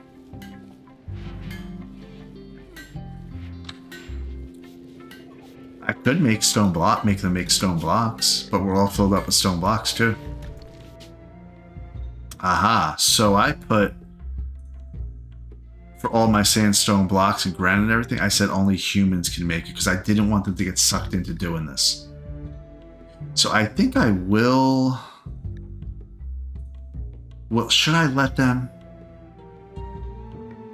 The problem is I can't prioritize. I wish I could prioritize. I wish I could say, like, this bill in the cooking area is more important than you guys crafting a stone block. Is there an order in which they will do things? Let's see. It looks like... Yeah, see, it looks like they start... It looks like cooking is like the last of their priorities. But that can't be true because they would have been doing what they're doing right now, even when cooking was available. And they weren't. They were cooking. They were making sure they cooked.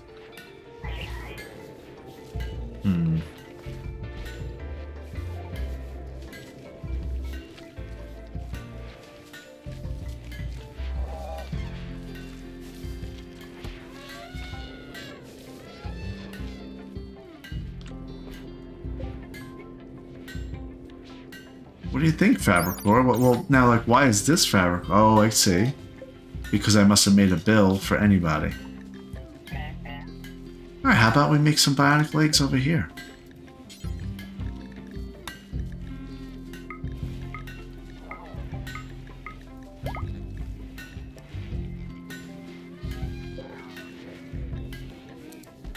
Now I bet he comes down. Where is he?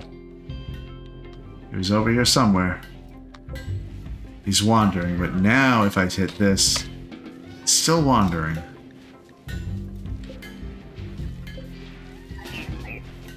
Making an advanced component. Okay, that's fine. Whatever you guys want to do. We're going to try to live with this and see how this works out. Okay, this thing I want to get rid of. We can't. How about you, Daesh? You want to get rid of that? You can't. Okay, how about Aiko?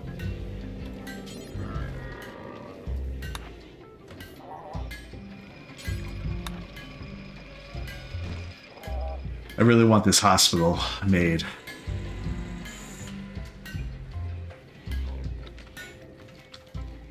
Look at all this baby food. I have a ton of baby food.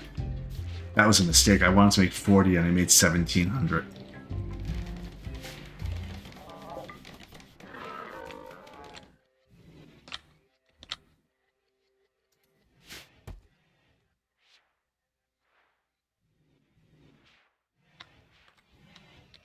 Got so quiet. Yeah, I agree. I agree, Maiko. I think that was you grumbling.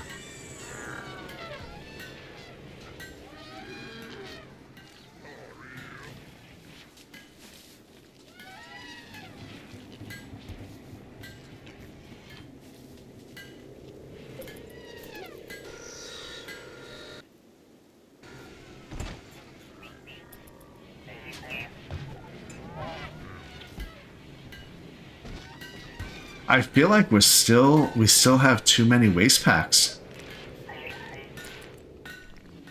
Even though we have 6 and we're not, the number's not going up, so I'm okay with that. But I wanted it to go down more quickly. I do think we're still going to summon 8, summon 2 more Apocatrons to get 2 more of these guys. So then we'll have 8 waste pack atomizers, and we had calculated we only need 4 to maintain. So these 2 are actually reducing our number. Another 2 would really accelerate that. I like this little design with the mech recharger station. This looks like it does not have a roof. Hold on. It does. So why is that a different color? It looks like a shadow moving? No, not really. I'm not sure why it's a different color.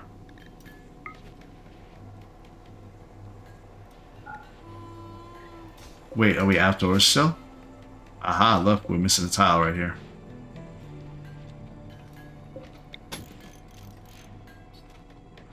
There's one mistake that I made with this room. And I'm not concerned enough to change it. But just remember that I'm saying that now. Oh wait, I may have just solved the issue. There's a door here and there's no door here. I thought that was going to be an issue with the way that they enter the building. But I could put a door right here. Now that I saw that he went in here and walked over these machines. Okay, there you go. There's another door. Problem solved.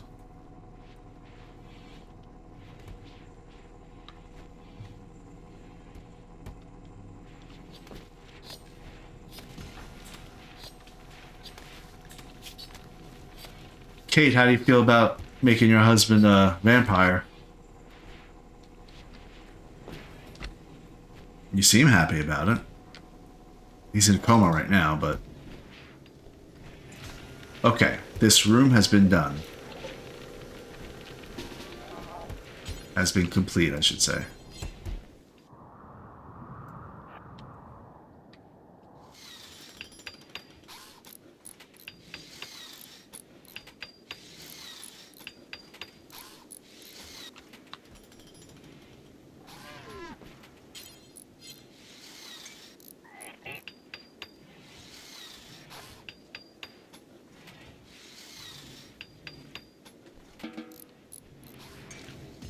Okay, so this room is now done, so we could move our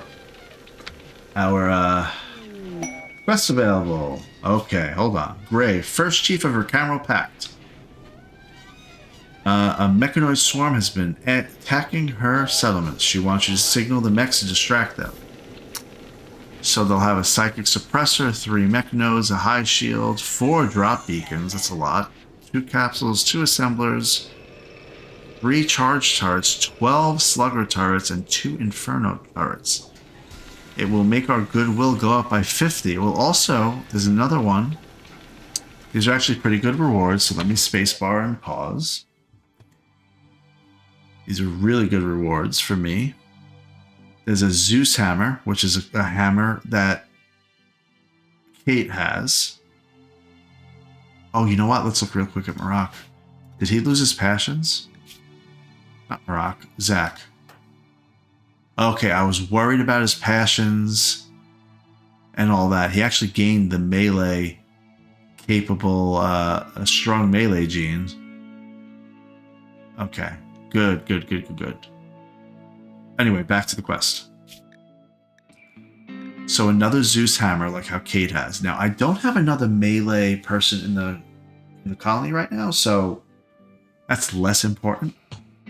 But there's also a Psylink Neuroformer, which would level up Tiffy's psychic Link. She's currently a 3, I believe. She is. Once she gets to 5, she could do things like go invisible. It's kind of cool. We also have the option of Nisha joins. What's her thing? She has a burning passion for melee, cooking, plants, regular passion for mining and artistic. She is a pyromaniac. I do not want her at all. She can do whatever she wants with her life, but she's not coming to Hope. I like the goodwill of plus 50. That's pretty significant. I like the Psylink Neuroformer even better.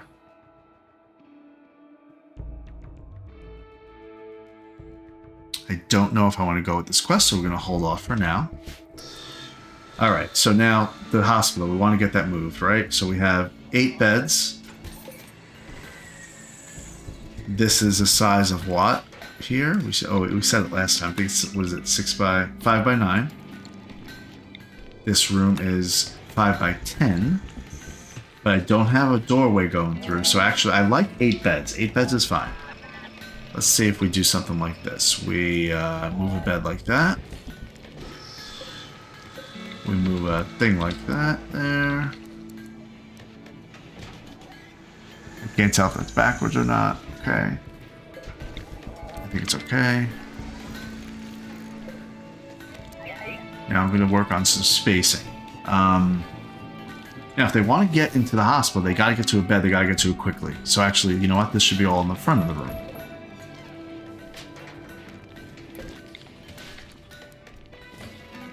All right, move that.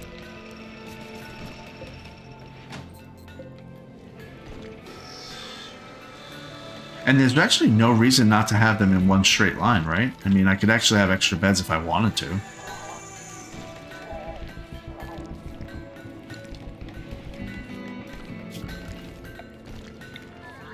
Stockpile zone right there.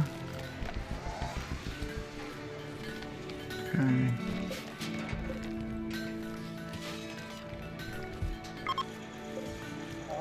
Okay, so that's one unit. One little unit of what a hospital would look like. We currently have 8 beds. We have 11 people.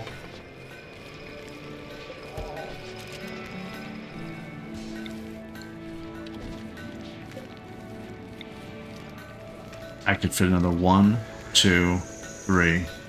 3 beds. So I can actually have 10.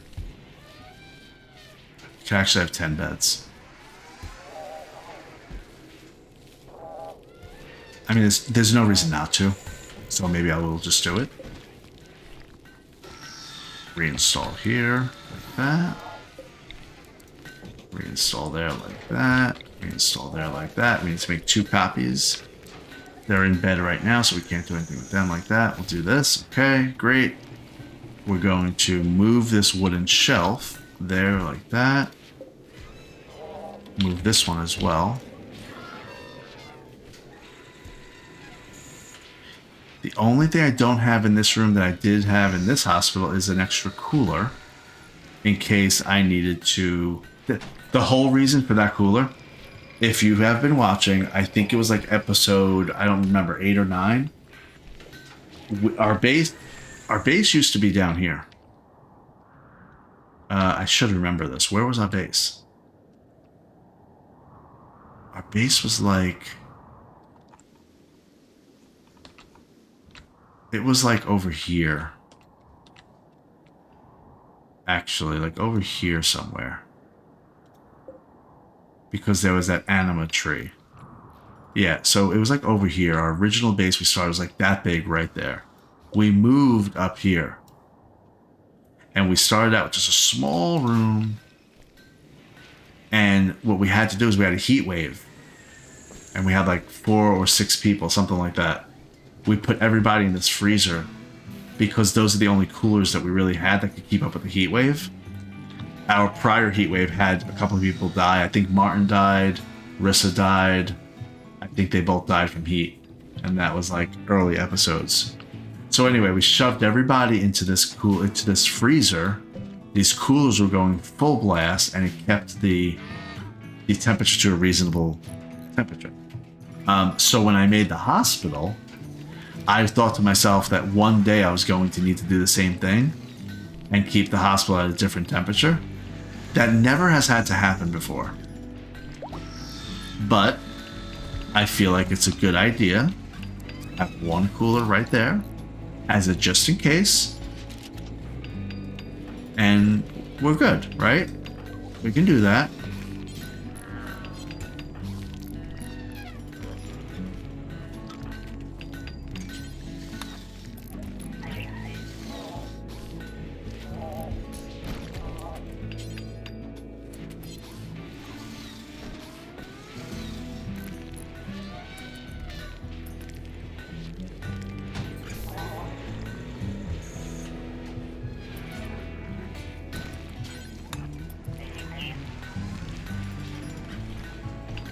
Oh, she did these little hospital beds too. She's working on them too.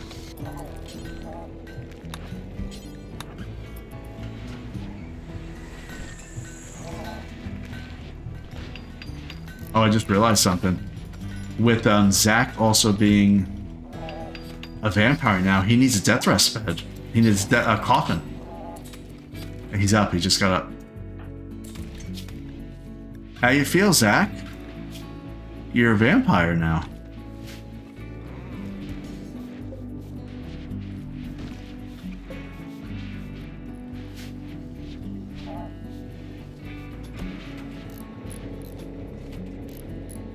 You know, this cooler will allow me just to have this room with no vents.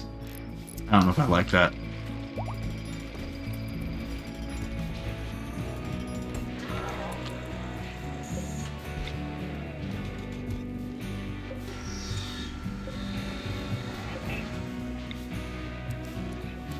I'm going to need more of these little monitors, vitals monitors.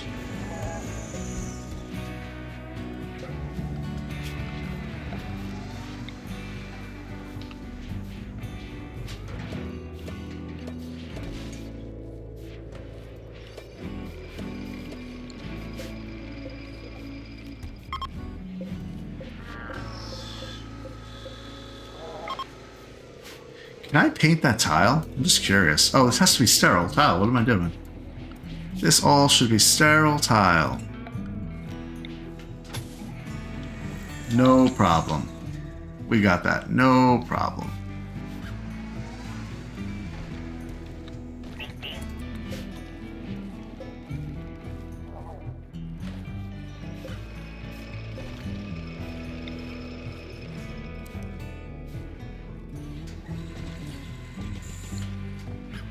Okay, we'll see how that all works out.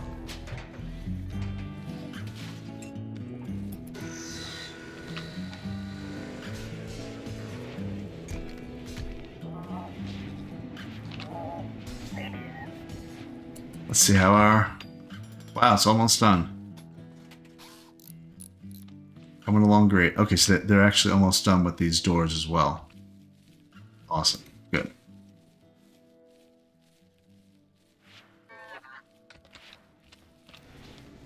Hospital?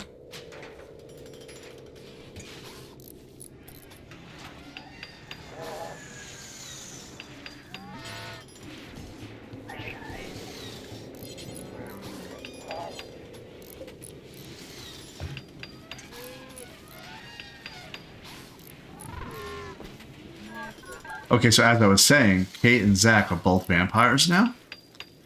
And so they both need their own coffins. This room is too small for them. They need a new room. Where am I putting that room? What do you think? What do you think? They need a new room. They're going to share it. They're definitely going to share it. If they ever break up or something weird, we could always put them in single rooms again with the stuff, but it's time to move them into a bigger room with a casket. They both need caskets. They both need death rest accelerators and stuff like that. Where can I put their bedroom?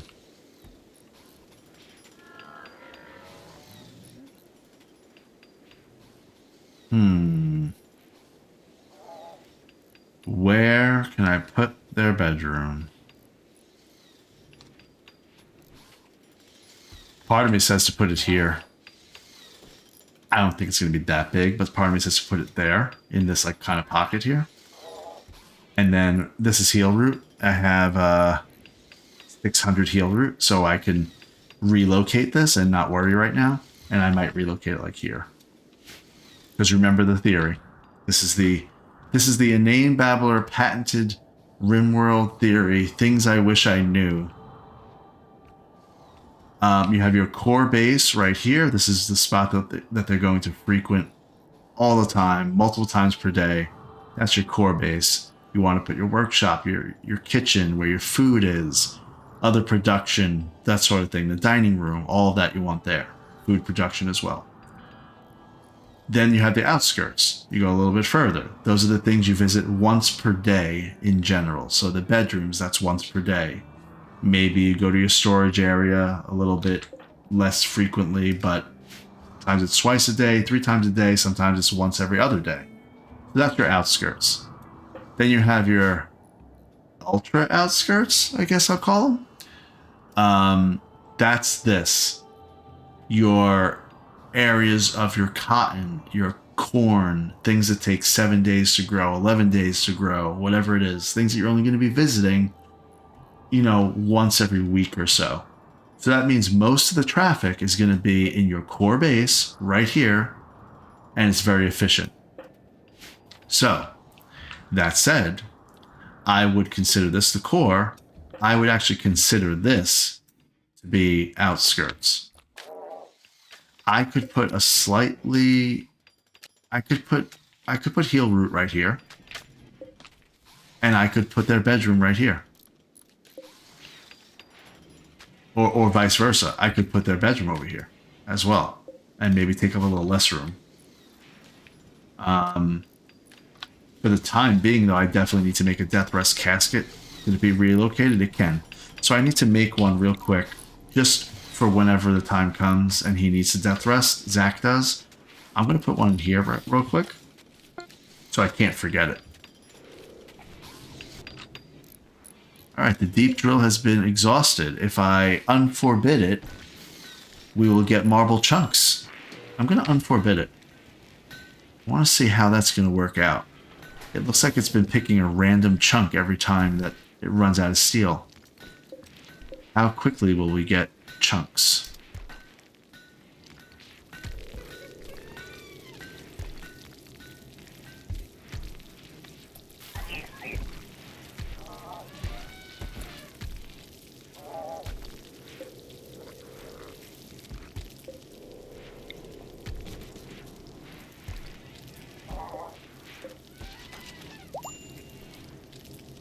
Marak is up.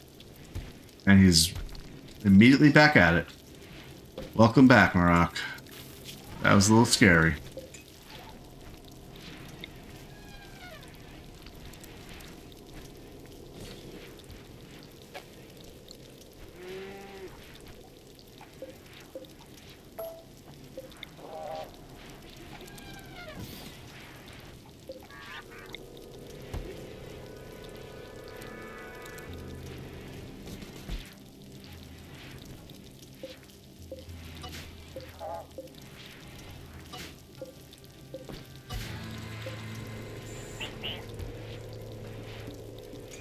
Alright, let's see. So Balake is on this deep drill.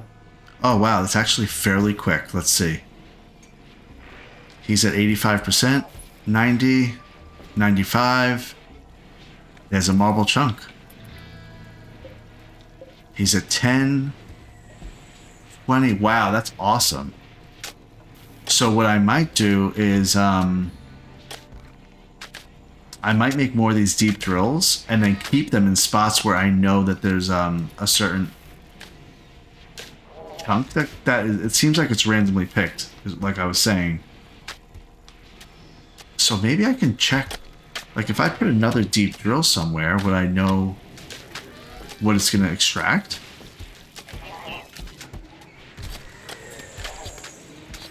Right here is going to be steel. But like if I made one, I don't know, right here? Because there's power. If I made one right here, what would it do? We'll see.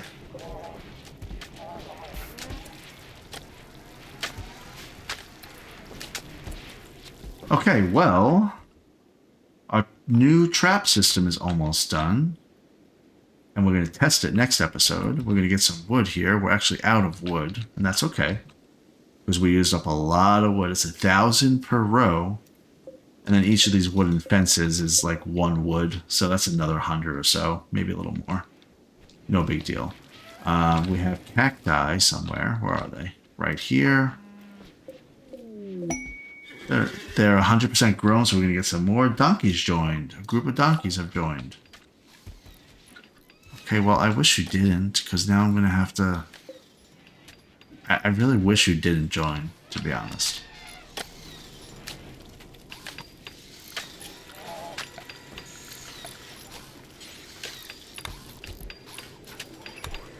By the way, I didn't realize that you could actually paint. Like, I could paint all these marble tiles that I put down and everything. I could paint everything. I could paint these pathways, all of it.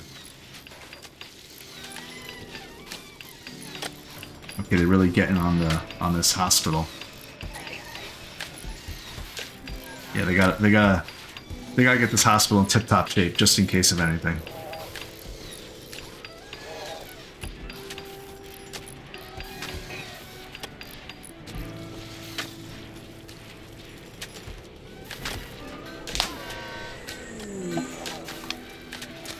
Oh, a Fiesta Archism. Perfect timing. Perfect way to end an episode. We're gonna party. We are gonna party. Where's Zach? He's the leader. Oh, did Zach?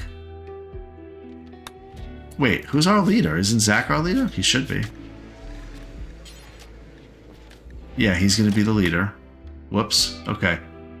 We don't need all these spectators. We just need one. His wife will spectate. And Fleeb will, because Fleeb is always up in everybody's business. And Maker too. Okay.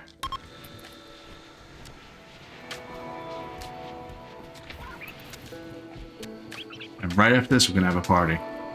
That's how we're going to end the episode. You won't believe what happens at the end.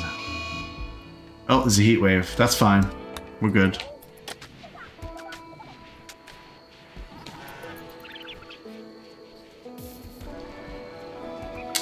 Zach is back to being our leader. That's great. So now we're going to begin the fiesta. The expected quality is 100%. We have full everything. Let's go, guys.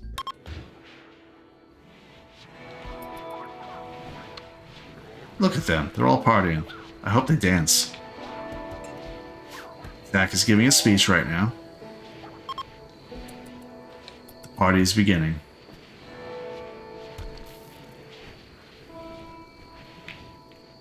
What a party, huh?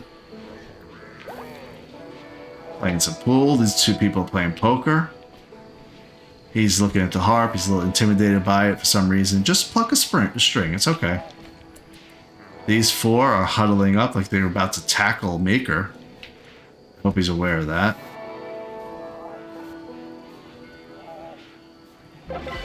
There you go. Fun fiesta. Everybody's going to have a +5 mood. Alright, so this episode, Zach became a vampire. We need to make him a casket. We just did, actually. It's over here. We'll set the owner so we can't forget to Zach. Great. We're going to make Zach and Kate a room. It might be over here. I'm not exactly sure. It might be up here. We have recovered when it comes to our food supply. We had a real issue with that. But now we have 4,400 kibble. So I think we're okay. Our trap system is being worked on, is nearly done. And we made huge progress towards securing our base. Hope is thriving. Next episode, we're going to hit the world map and we're going to get these 3 little points of interest. Maybe we jump over here and get some wood. Jump over here and get some silver. We'll figure all that out. That's going to have to wait until next episode, though, because that's it for this one. Be sure to follow and subscribe for more Name Babblings. Thanks for watching, and I'll see you next time.